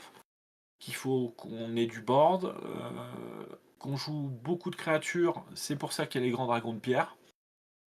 Par contre, on a un early qui est vraiment bon. 3 reines de cœur, 3 N6 3 petites 6 on va enchaîner sur de la Tala, sur du Maui. Ça prend des trades, hein. Ça laisse pas le board comme ça. 4 6 un seul BP. On répond par le board. C'est testé, c'est vraiment pas mauvais. C'est vraiment pas mauvais. Le late game est ok, il est moins fort. Il est moins fort que celui-ci. Mais il est franchement très ok. Par contre, vous êtes complètement Ursula et Bare Necessity Proof, on s'en fout. Ouais, il va vous enlever votre soyez prête, bah tant pis. Ouais. Il y a, je pense, suffisamment de gestion dans la partie personnage du deck pour ne pas avoir à se soucier de ça. Chromicon, c'est vraiment pas mal. Ça fait des reines de cœur qui tapent à 3. Taper à 3, ça prend des mimes. Ça prend à peu près toutes les bêtes de early mid. J'aime beaucoup. Et la Sisu, c'est une purge, hein, pour le. Bah, dans le Mirror, c'est très très bon contre rouge-violet, c'est très très bon contre bleu-gris. Même Amber Steel, il aime pas ça, hein. Amber Steel, il aime pas la Sisu à 4 de vie. Donc, Sisu contrôle, c'est sympa. Et puis, faut pas oublier que bleu-rouge, ça peut jouer autrement. Et bah ça, c'est deck du cul. C'est un deck aggro. C'est un bleu-rouge aggro. Aggro, lieu, drain. Il y a tout ce que vous voulez là-dedans, hein. On joue des Vaiana en T1. Ça va pas prendre de trade, on s'en fout, c'est pas là pour ça. C'est là pour prendre un de l'or à tous les tours et dire à l'adversaire, tu veux la trade? Et viens la trade.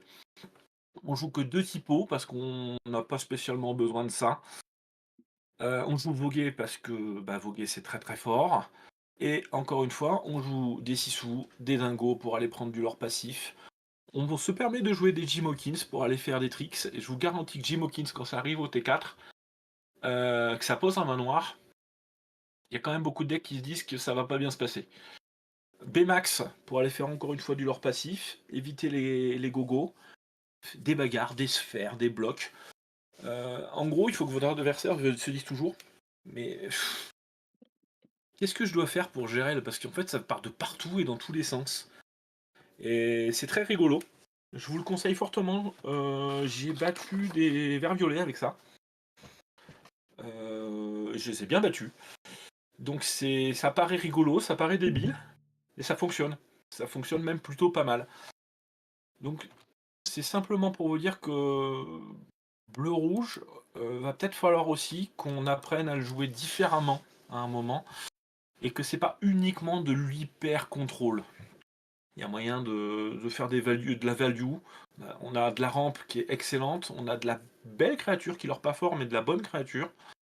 On a les lieux les plus puissants du deck, faut dire le manoir de Picsou, 9 points de vie. 9 points de vie, c'est énorme. C'est énorme. Si votre adversaire doit taper ses créatures et se prend derrière des Maui, des dingos, il va pas apprécier. Donc, peut-être une piste à explorer, parmi tant d'autres. Et puis, ma foi, il est 21h47. On va discuter un peu si vous le voulez bien. Si vous avez des questions, je serais très content d'y répondre.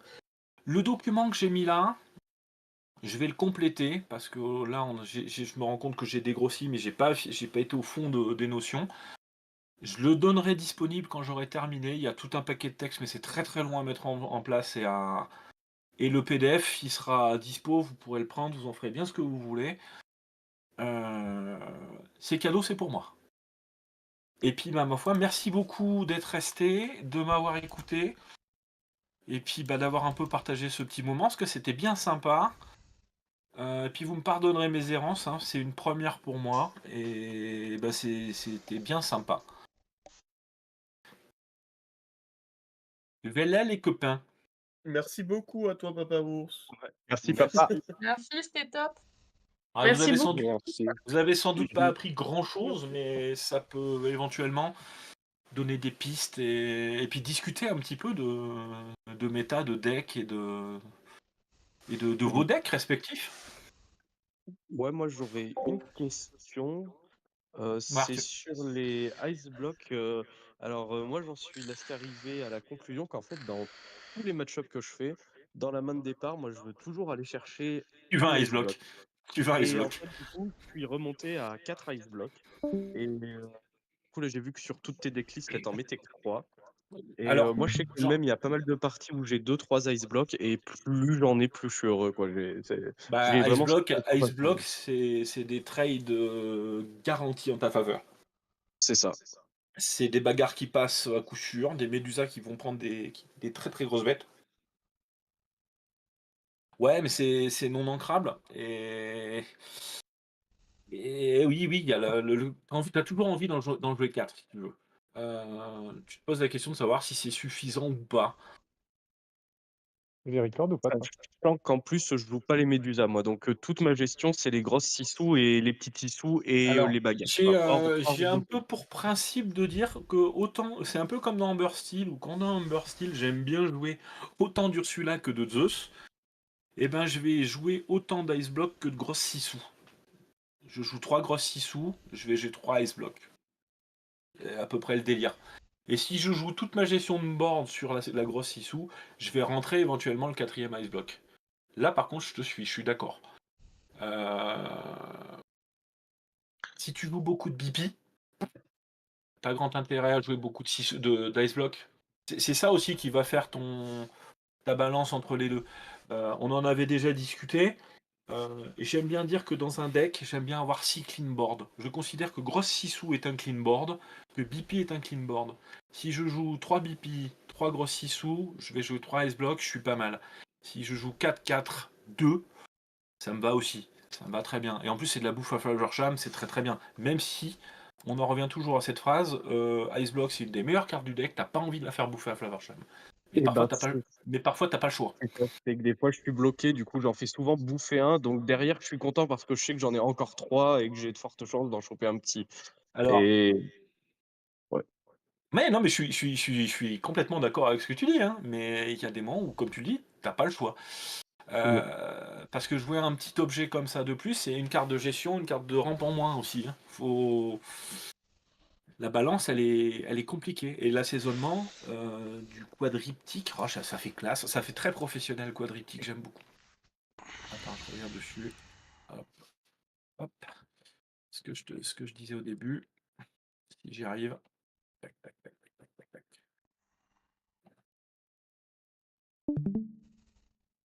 Voilà, ça, le quadriptyque pioche, trempe, gestion, finish, il est très très compliqué. C'est vraiment je pense que c'est la partie de création du deck qui est la plus difficile. Quel pourcentage de mon deck je vais pouvoir allouer à la pioche, à la rampe, à la gestion ou au finish, suivant la méta? Typiquement, le bloc de glace, il est un peu bâtard parce que c'est à la fois une carte de pioche parce que c'est de la bouffe à Flowersham et à la fois une carte de gestion parce qu'elle va te permettre de faire tes trades et d'abuser, bien entendu, hein, de ça. Je sais pas si vous voyez encore l'écran là. Si. Ces 4 cartes avec le bloc de glace, c'est incroyable. La question d'enlever Medusa, oui, elle revient de façon récurrente. Et puis bah, tu dis que Medusa, c'est quand même une sacrée carte, hein. C'est un body 4-4, c'est imbougeable. C'est un 2 voire 3 pour 1. C'est une super carte, c'est non ancrable. C'est non ancrable. Est-ce qu'il n'y a pas autre chose à jouer? Ouais, en termes de non ancrable, alors là, moi pour le moment, je suis sur 3 petites 6 sous, 4 Ice Block, 3 bleus lumière, 3 BP Ouais, et tu dois être à 14, quoi. Quelque chose comme ça. je suis à 16. Je suis à 16 non ancrables. 16 non ancrables. Ouais. 16 non ancrables, ouais, je veux plus monter au-delà de ça, moi. Ça, Ouais, c'est c'est un le truc. maximum. Vraiment, je veux limiter le risque d'explosion en vol.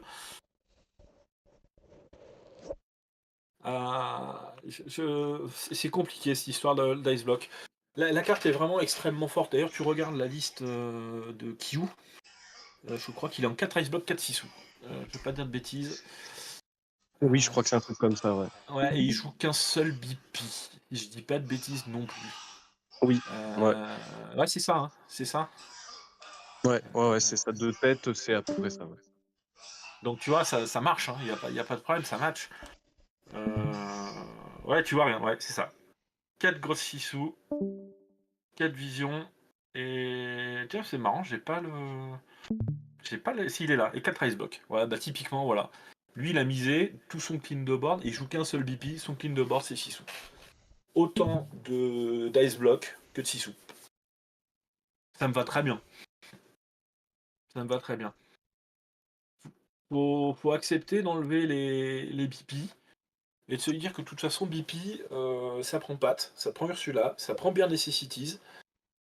Est-ce que Sissou, ça prend rien en fait? Sissou, ça prend rien, il n'y a personne qui peut te l'enlever de la main. Tes ice blocks, ils sont piochés, ils sont posés. Il va pas se passer grand chose, il n'y a pas d'anti-objet. Donc effectivement, jouer 4 Sissou, 4 ice blocks, c'est pas déconnant du tout.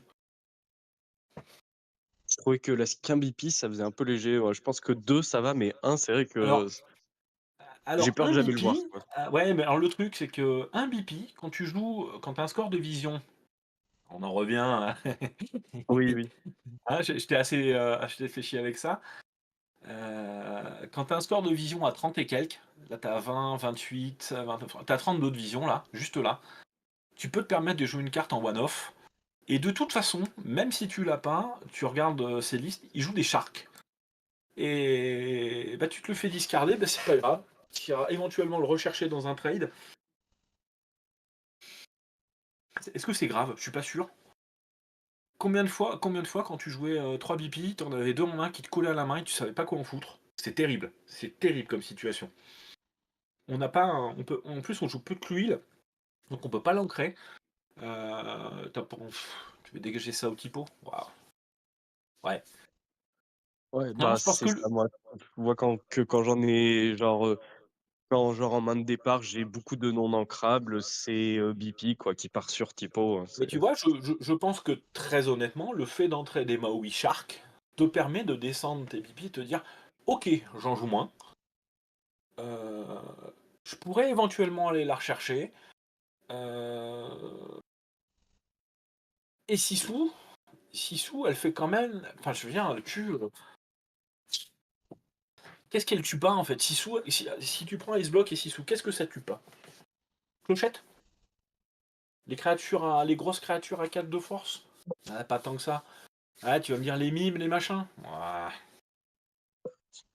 Bah, Je sais pas. en plus, quand tu joues 4 Ice Blocks, c'est facile d'aller chercher les créatures à 4 points de vie sur les grosses. C'est ça, t'en as souvent deux, quoi. Tu t'en mets deux sur le même, voilà. Et là, je trouve que Medusa, elle est très forte, parce qu'une créature un Tamatoa, t'as deux Ice Block, tu le one-shot avec ta Medusa. Ice Block, Medusa, salut. C'est très fort. Donc C'est ouais, vrai t'as envie de l'enlever, Medusa, mais quelque part, ça tue des steaks, hein. Une Cendrillon, une Cendrillon chiffre, il y en a plus tant que ça, mais Cendrillon qui se fait IB Medusa. Uch. Il y a un joueur d'Amber Silson qui pleure des larmes de sang quelque part, hein. Ah, on me dit que... Ah, attends. Ah, c'est bon, impeccable. Excusez-moi. Ah, voilà.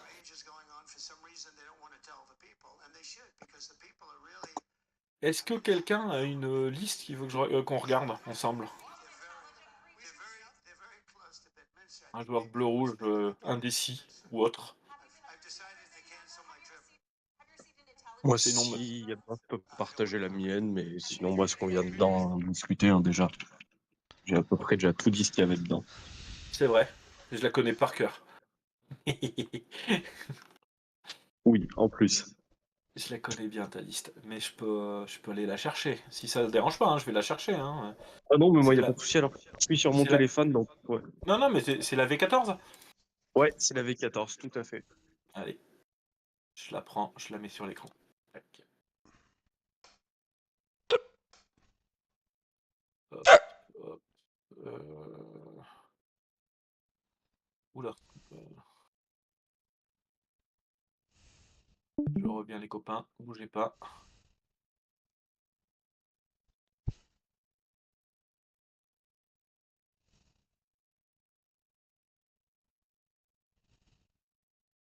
Là, voilà.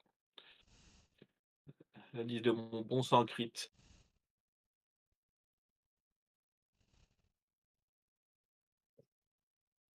Et voilà la bête.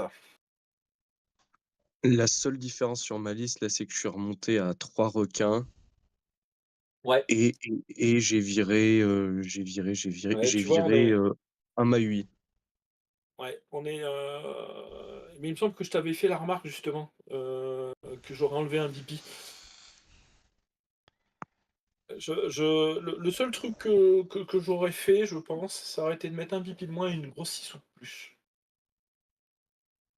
Et je me pose la question de savoir s'il est pertinent de jouer 2 Pirates Life, mais je peux comprendre. Surtout si tu remontes à 3 Maui Shark. Après, la liste est clean, hein. C'est carré. Hein. C'est carré. Le petit cachez-vous, parce que je te connais. Je sais que tu aimes pas les dimes. Et encore une fois, le fait de jouer des Maui requins te permet de jouer un cachez-vous, de te dire j'ai joué mon cachez-vous, je peux éventuellement, si j'en ai envie et la possibilité, setup mon Maui requin, aller récupérer mon cachez-vous. Ça fait partie de la toolbox. Le fait d'avoir un cachez-vous, un libéré délivré, une vie de pirate, éventuellement un... Comment s'appelle cette carte? Votre roi? Ouais, votre roi, roi incontesté. Roi incontesté, éventuellement un roi incontesté pour aller chercher les wards un petit peu pénibles ou les créatures qui veulent pas s'incliner. C'est pas mal. C'est pas mal de jouer aussi le côté un peu toolbox. Encore une fois, hein, t'as largement, hein, t'as tes 32 de vision là. Le Tranquille. seul problème de cette decklist, c'est que rouge-violet, je les passe carrément pas. J'y arrive pas. Rouge-violet, ça passe pas. Ouais, rouge-violet, je pense que ça passe vraiment par en dessous. Je vois pas comment. Ouais, alors, pour le coup, 2 vies de pirate contre rouge-violet, c'est une de trop. Ouais, et pour le coup, là, le plan 6 sous est pas dingue contre rouge-violet. Parce que. Ouais, parce que les mimes, ouais. C'est compliqué comme match-up, de toute façon. Mais essaye, moi, à mon avis, essaye. Faut trouver la place, hein, tu vas me dire, c'est facile de dire essaye. Essaye de jouer ces 6 roues 1-4. Et je pense que ça change beaucoup de choses. Mais vraiment. Vraiment. Je pense que c'est la carte du chapitre 6 qui va parfait, qui peut parfait. Si on doit tecker, si on s'attend à une augmentation du rouge-violet. Et je pense qu'on peut s'attendre à une augmentation du rouge-violet. Qui a toujours été là, en fait. Hein. Mais bon, depuis que Domingo a fait du Domingo, voilà. Ok. Ouais, dans les cartes que j'avais mis à tester, c'était le manoir, mais c'était celle-là que je voulais faire rentrer, que Ouais. je m'étais dit aussi. Bon, comme condition de victoire alternative. Mais les places sont chères. Hein. Les places sont très chères. Regarde les. Attends, je vais revenir sur les DL. Tac, présenter. Tac, si je reviens sur les DL, le manoir, il est là. Il est joué en 4 exemplaires dans le deck de Kyoshi. Mais le deck de Kyoshi, il joue 3 Pirate Life. C'est un deck un peu particulier quand même. Il me semble qu'il jouait les Flynn aussi. Ah oui, c'est ça, Oui. Ouais. Donc lui, il joue vraiment un package un peu particulier. Et il y en a, là par contre, il y en a 3 chez Raclem.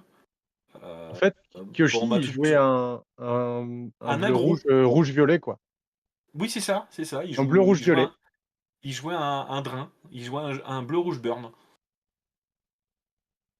Alexis Laval en jouait 2. Marmite et l'Orcana Justice ont joué 3. Mais est-ce qu'il y avait encore des dimes? C'est ça la question. Il est où le dime? J'ai pas le dime. Ligne 18. Ligne 18, Lucky Dime. Et voilà. Il n'y a plus de dime. Est-ce que tu as envie d'enlever le dime? Sachant que derrière, il y a du bleu, du rouge-violet. Waouh. C'est ambitieux quand même. Hein. D'ailleurs, j'ai une question pour Johnny. Je sais qu'on l'a. Johnny, il dort là. Il dort, mais il était justement au bootcamp avec tous ceux qui ont construit la liste bleu-rouge avec les Raclem et tout. Et quelle était votre position par rapport au dime, justement? Parce que vous avez quasiment tous enlevé le dime pour mettre des manoirs. Et Alors pour le coup, rétrospectivement, c'est une erreur de métacall énorme. Parce que le dime, c'est ta seule condition de victoire contre rouge-violet. Hein. C'est pas un manoir qui va te faire gagner, hein, jamais de la vie. Hein. bah, nous n'aurons pas la réponse de Johnny. Nous n'aurons pas la réponse de Johnny. Je me Non, mais posais la pour- question, c'est quoi votre cible préférée pour libérer délivrer?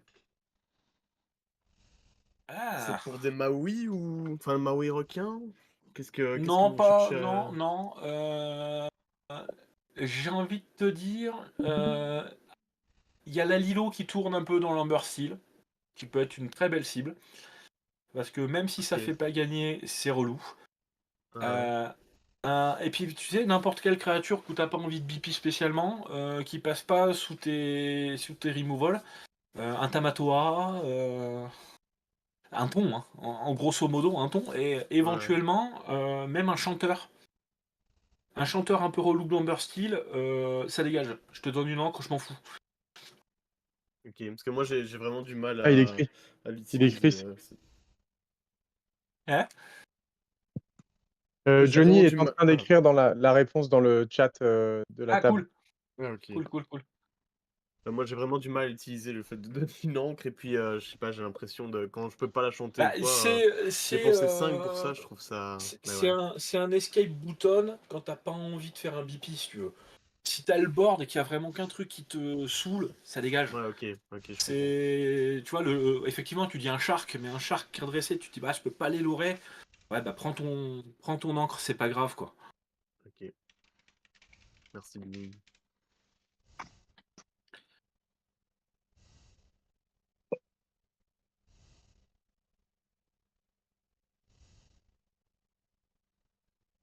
Mais ouais, je pense que de toute façon, personne n'avait métacol le rouge-violet à ce niveau-là, en fait. Sa réponse, c'est Lucky Dime est une mauvaise pioche. Ah, mais ça, on est bien d'accord, hein.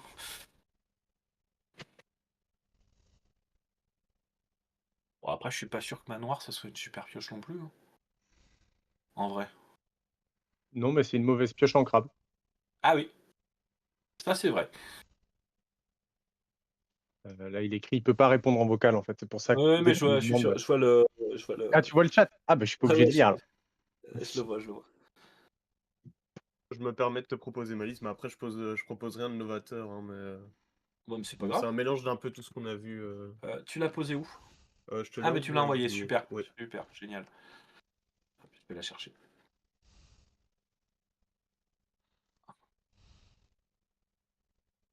Ça charge.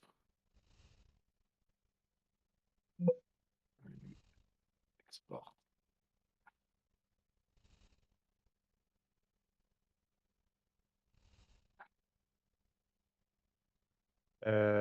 Papa Ours, tu peux lire la réponse, si tu veux. Ouais, bah allez, j'y vais. Je pense que je voyage un peu partout, là. On est là. Le manoir est un trap si jamais l'adversaire veut l'attaquer, ton requin le punit. Ah, ça. Comme à peu près tout ce qui fait taper les créatures, hein. Requin se régale là-dessus. Oui, c'est un bait. On est d'accord. Après, 4 bait. Est-ce qu'il n'y a pas quand même un petit dime qui aurait pu se glisser avec un manoir de moins? Je sais pas.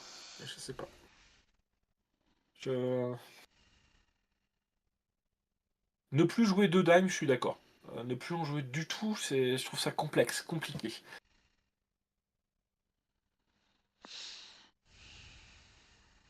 Alors, attends. Laisse-moi remettre le canevas. Tac.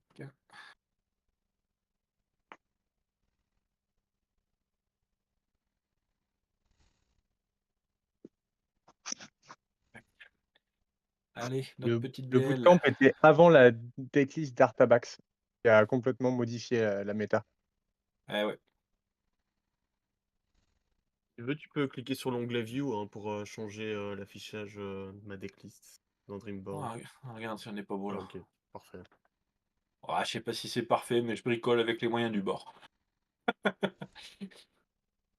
je suis comme mon copain Brico, je suis pas un expert. C'est bon, vous l'avez? Yes, parfait. Le taquet voilà. gratuit là que je viens de prendre, j'ai rien demandé. Ouais, non, mais c'est pour moi, c'est cadeau. Ah bah voilà, tu vois, regarde, Ansisou, parfait. Donc on en parlait. Excellente réponse à Rouge-Violet. 2 Shark 3 visions. Ça fait mal à mon petit cœur, mais il y a 3 bleus lumière, donc je pardonne. Ouais, elle est chouette, elle est clean, Alice. Ouais, tu vois, Bmax pour le Gogo Tomago. Ouais, c'est ça. Mais du coup, Ouais. elle est fort déséquilibrée parce que c'est du x2, du x3 partout. Mais ça, oui. Bah, t'as envie de faire ça, mais. Après, c'est pas déconnant, hein. C'est pas déconnant du tout, mais. Tu gardes un dime, tu gardes l'essentiel. Ouais. De toute Mais façon, c'est- pour rentrer 5-6 sous, faut faire des cuts, hein. T'as pas le choix. Ouais. Mais Thibaut, j'ai je suis vraiment le d'accord, moi. problème avec, tu vois, quand tu mets les mains parfaites et ce genre de choses. C'est très compliqué Derrière. d'avoir ta main parfaite, ouais. Ouais, c'est ça. Et puis, une fois que tu te mets à piocher, par exemple, ton vilain pirate, tu sais que tu te dis, bon, bah, je vais l'ancrer pour jouer Curve. Et tu sais que tu ne l'auras plus jamais de ta Ah bah partie, ça quoi. y est, c'est fini. Et ton Donc, du adversaire. coup, ton Maui requin, t'as envie de pleurer, mais. Ah, Maui requin, ça va récupérer un hideaway, une vision, un sail, un Ouais. BP. Non, ça va. Un brawl. Non, non, non, Maui requin, c'est toujours bon. Oui, oui, mais bon. Mais effectivement, Pirates Life, moi j'en joue qu'un, je veux pas en jouer plus parce que, comme tu dis, il y a des moments ça colle. Je dis ouais, c'est cool, mais c'est une chanson à 6 quand même. Hein. Et ouais, non, non, c'est pas mal. Tu vois, j'aime bien. Moi, je trouve que ouais, de réintégrer la 6 la 6 à 3 en crabe, c'est une excellente idée. Ouais, Ça mais la va nous carte est très enlever. très forte. Hein, même, Ah, si ça prend des trades, puis c'est fort contre plein de decks finalement. Ça partira jamais tout seul contre un vert violet. Amber Steel va détester ça parce que 4 points de vie c'est trop chiant.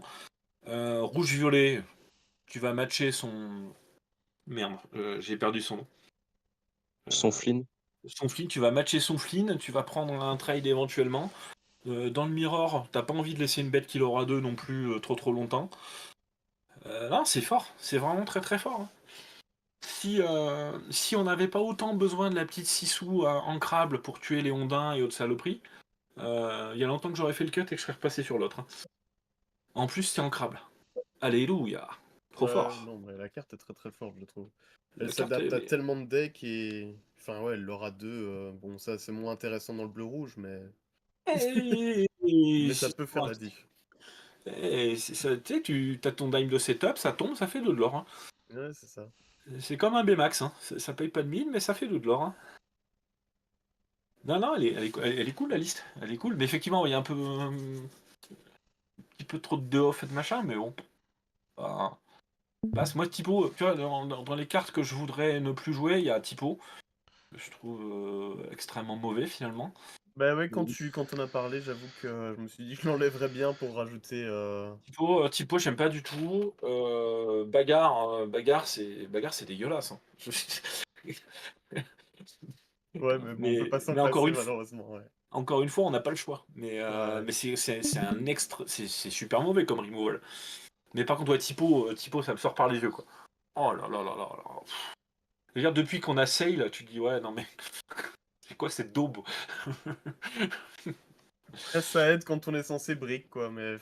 Ça aide Ouais. quand on est censé brick, mais quand tu joues 12 mondes ancrables. Comme On là, a il un y peu en a rien à 16 ici dans la liste, c'est pour ça que.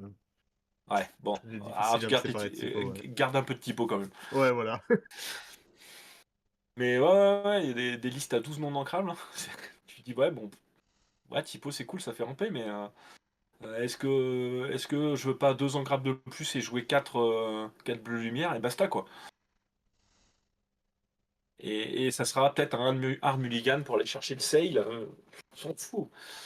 Mais typo, qu'est-ce que c'est mauvais sinon. Hein. Mais non, mais elle est clean la liste. Ça doit... Ouais.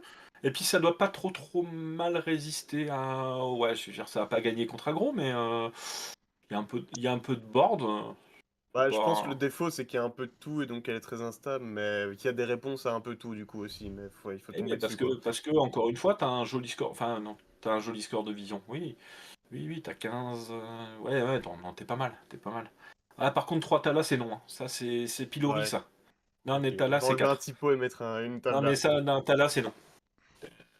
Pas jouer 4 talas, c'est non. Je suis désolé, monsieur. Non, mais en fait, je retire ce que j'ai dit. Hop, ça dégage. Je veux pas l'avoir. Non, je pense qu'on peut pas. Alors, très clairement, hein, la carte. Je vais pas dire que c'est broken, mais une créature ancrable, 3/3, en trip, qui creuse, qui prend des trades, que tu poses tour 3, qui chante bleu lumière, stop. T'en joues 4. Ouais, j'entends bien. Je pense qu'il n'y a aucun monde où voilà, que 4 moins un typo si tu veux, je m'en fous. Mais ouais, Moi, 4 je vais talas cut un typo. ouais, 4 talas obligatoires. Et merci. deux typos 4 sail, je dis oui, hein, pourquoi pas. Hein. Faudrait faire les tests. Tu te fais 50 mulligans et tu vois un peu comment ça se passe. Mais 6 c'est un peu léger. Mais comme pour les T1, il faudrait 9 exemplaires de cartes jouables T2 pour l'avoir. Sachant qu'en T2, t'as quoi, tes reines de cœur. C'est pas vraiment un T2, c'est stress situationnel.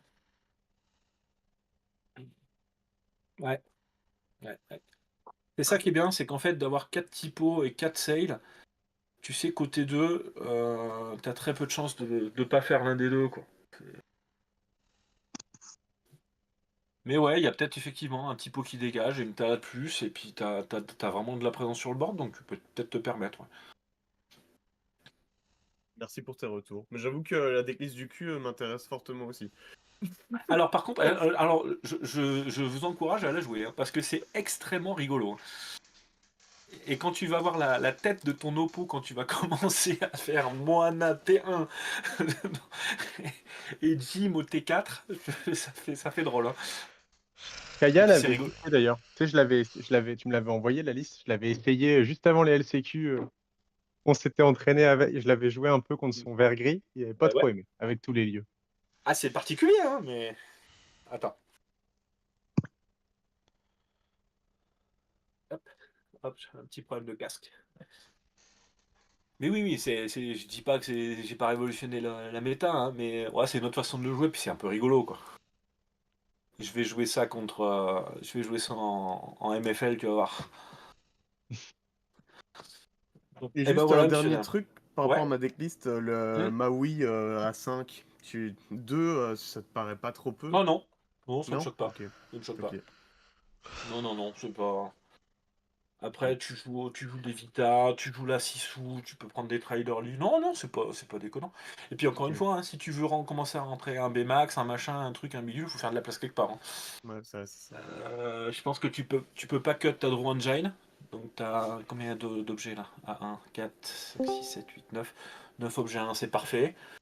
Ça fait 10 objets total, faut pas descendre en dessous. Sinon catastrophe potentielle. La rampe, elle est classique, elle est belle. Ouais, il y a des typos, mais c'est pas grave. La gestion, t'es bien. Non, franchement, le deck il est équilibré. Hein. En fait, tu te dis, j'ai cut un Maui pour rentrer un Bmax. C'est pas con. C'est pas con. J'ai une assurance vie anti-Gogo Tomago. Pourquoi pas? Pourquoi pas? Après, le seul problème de Bmax, c'est que le 2 de force, il fait chier, quoi. Et puis, il Dans ne peut pas se soigner lui-même non plus. Donc, c'est une bonne cible pour Gogo après. Hein. C'est une excellente cible pour Gogo. Mais ouais. S'il a déjà stoppé l'hémorragie sur un shark ou un truc comme ça, c'est déjà pas mal. Et Vous puis bon, aimez il a pas pris 2 blancs. Manoir? Vous aimez Ouais, pas Manoir? Ouais. Hein? Manoir, vous. Ouais, Manoir c'est fort. Hein. Manoir c'est fort. Manoir c'est fort, et puis tu peux te dire quand tu joues des sharks, effectivement, que bah vas-y, viens taper les manoirs. Hein. Vas-y, mon copain. T'as pas envie d'aller taper les manoirs quand il y a un shark. Et puis les manoirs, et 2, et 2, et 2, et 2. C'est ça, tu bloques le jeu, mais tu l'accélères d'un côté, donc l'adversaire, il a un peu pris en tenaille. C'est ça, c'est vraiment super pénible. C'est vraiment super pénible. Mais tu vois, ouais, manoir, oui, mais je pense que cut totalement les dimes, c'est non. Moi, c'est les Médusas que je cutterais. Ouais, on en parlait avec Arthur il y a pas longtemps, ouais, ça c'est un truc. Hein. Alors on les a enlevés, j'ai essayé de les enlever, et puis à force tu dis ouais mais quand même il manque un petit truc, hein. Il manque quand même un petit truc. C'est une bonne bête. Hein. Et C'est tu une veux bonne pas bête. cut les 2 Médusas pour 2 Maui? Enfin, une De Tala, Maui. un Maui, un truc comme ça? Ah ouais, une Tala, Non, pas requin, pas requin, l'autre. un Maui classique. Hein. Ouais, Repasser voilà. en 3-2 en fait. 3 Maui classiques, 2 Maui requins et 4 Tala. Ouais, Et ouais, tu c'est mets ça, pas, et exactement. tu mets pas les Médusas. Non. C'est un choix, hein. C'est pas forcément. Mais j'aime bien. Et tu briques moins, du coup. Enfin, tu briques beaucoup moins, pour le coup. Ah bah t'as deux non ancrables. Ouais, tu passes à 14 non ancrables. Ouais, c'est ça. Ouais, Mais mais du coup, après tu c'est. peux te poser la question du 4e Olfa Algo. Sur les Maui classiques, moi, ben, dans ma liste, là, il y en a 3 là, que j'ai pas mal joué.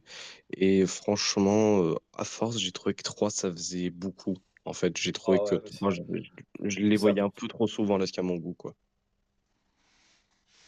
C'est toujours le problème de Maui, c'est que t'adores voir le premier, t'es déçu de voir le deuxième, quoi. Et voilà. C'est ça, Mais, voilà. mais par contre, il faut avoir le premier, quoi. C'est... Souvent, quand il arrive, tu dis oula. C'est le problème de beaucoup de cartes, malheureusement. Ouais. Faudrait avoir avec une carte de chaque, en fait, chaque fois. Oui, mais l'avoir au bon moment. Ce serait facile Ah de bah tester non, le mais jeu. après, il faut faire comme Clément. Pardon. Excusez-moi, pardon. J'ai glissé. Attendez, c'est mon casque. La balle perdue. J'adore. Le petit cadeau. Bon, et ben les copains, sur ce, on est bien là quand même. Hein. On est quand même pas mal. Il y a du monde. Je regarde, il y a du monde. C'est un petit succès.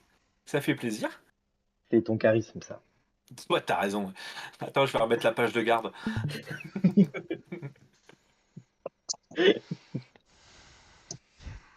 Bande de cochons. Hop. Bon. Allez. C'est qui? Alors, la prochaine intervention, Copain Brico, c'est quand du coup?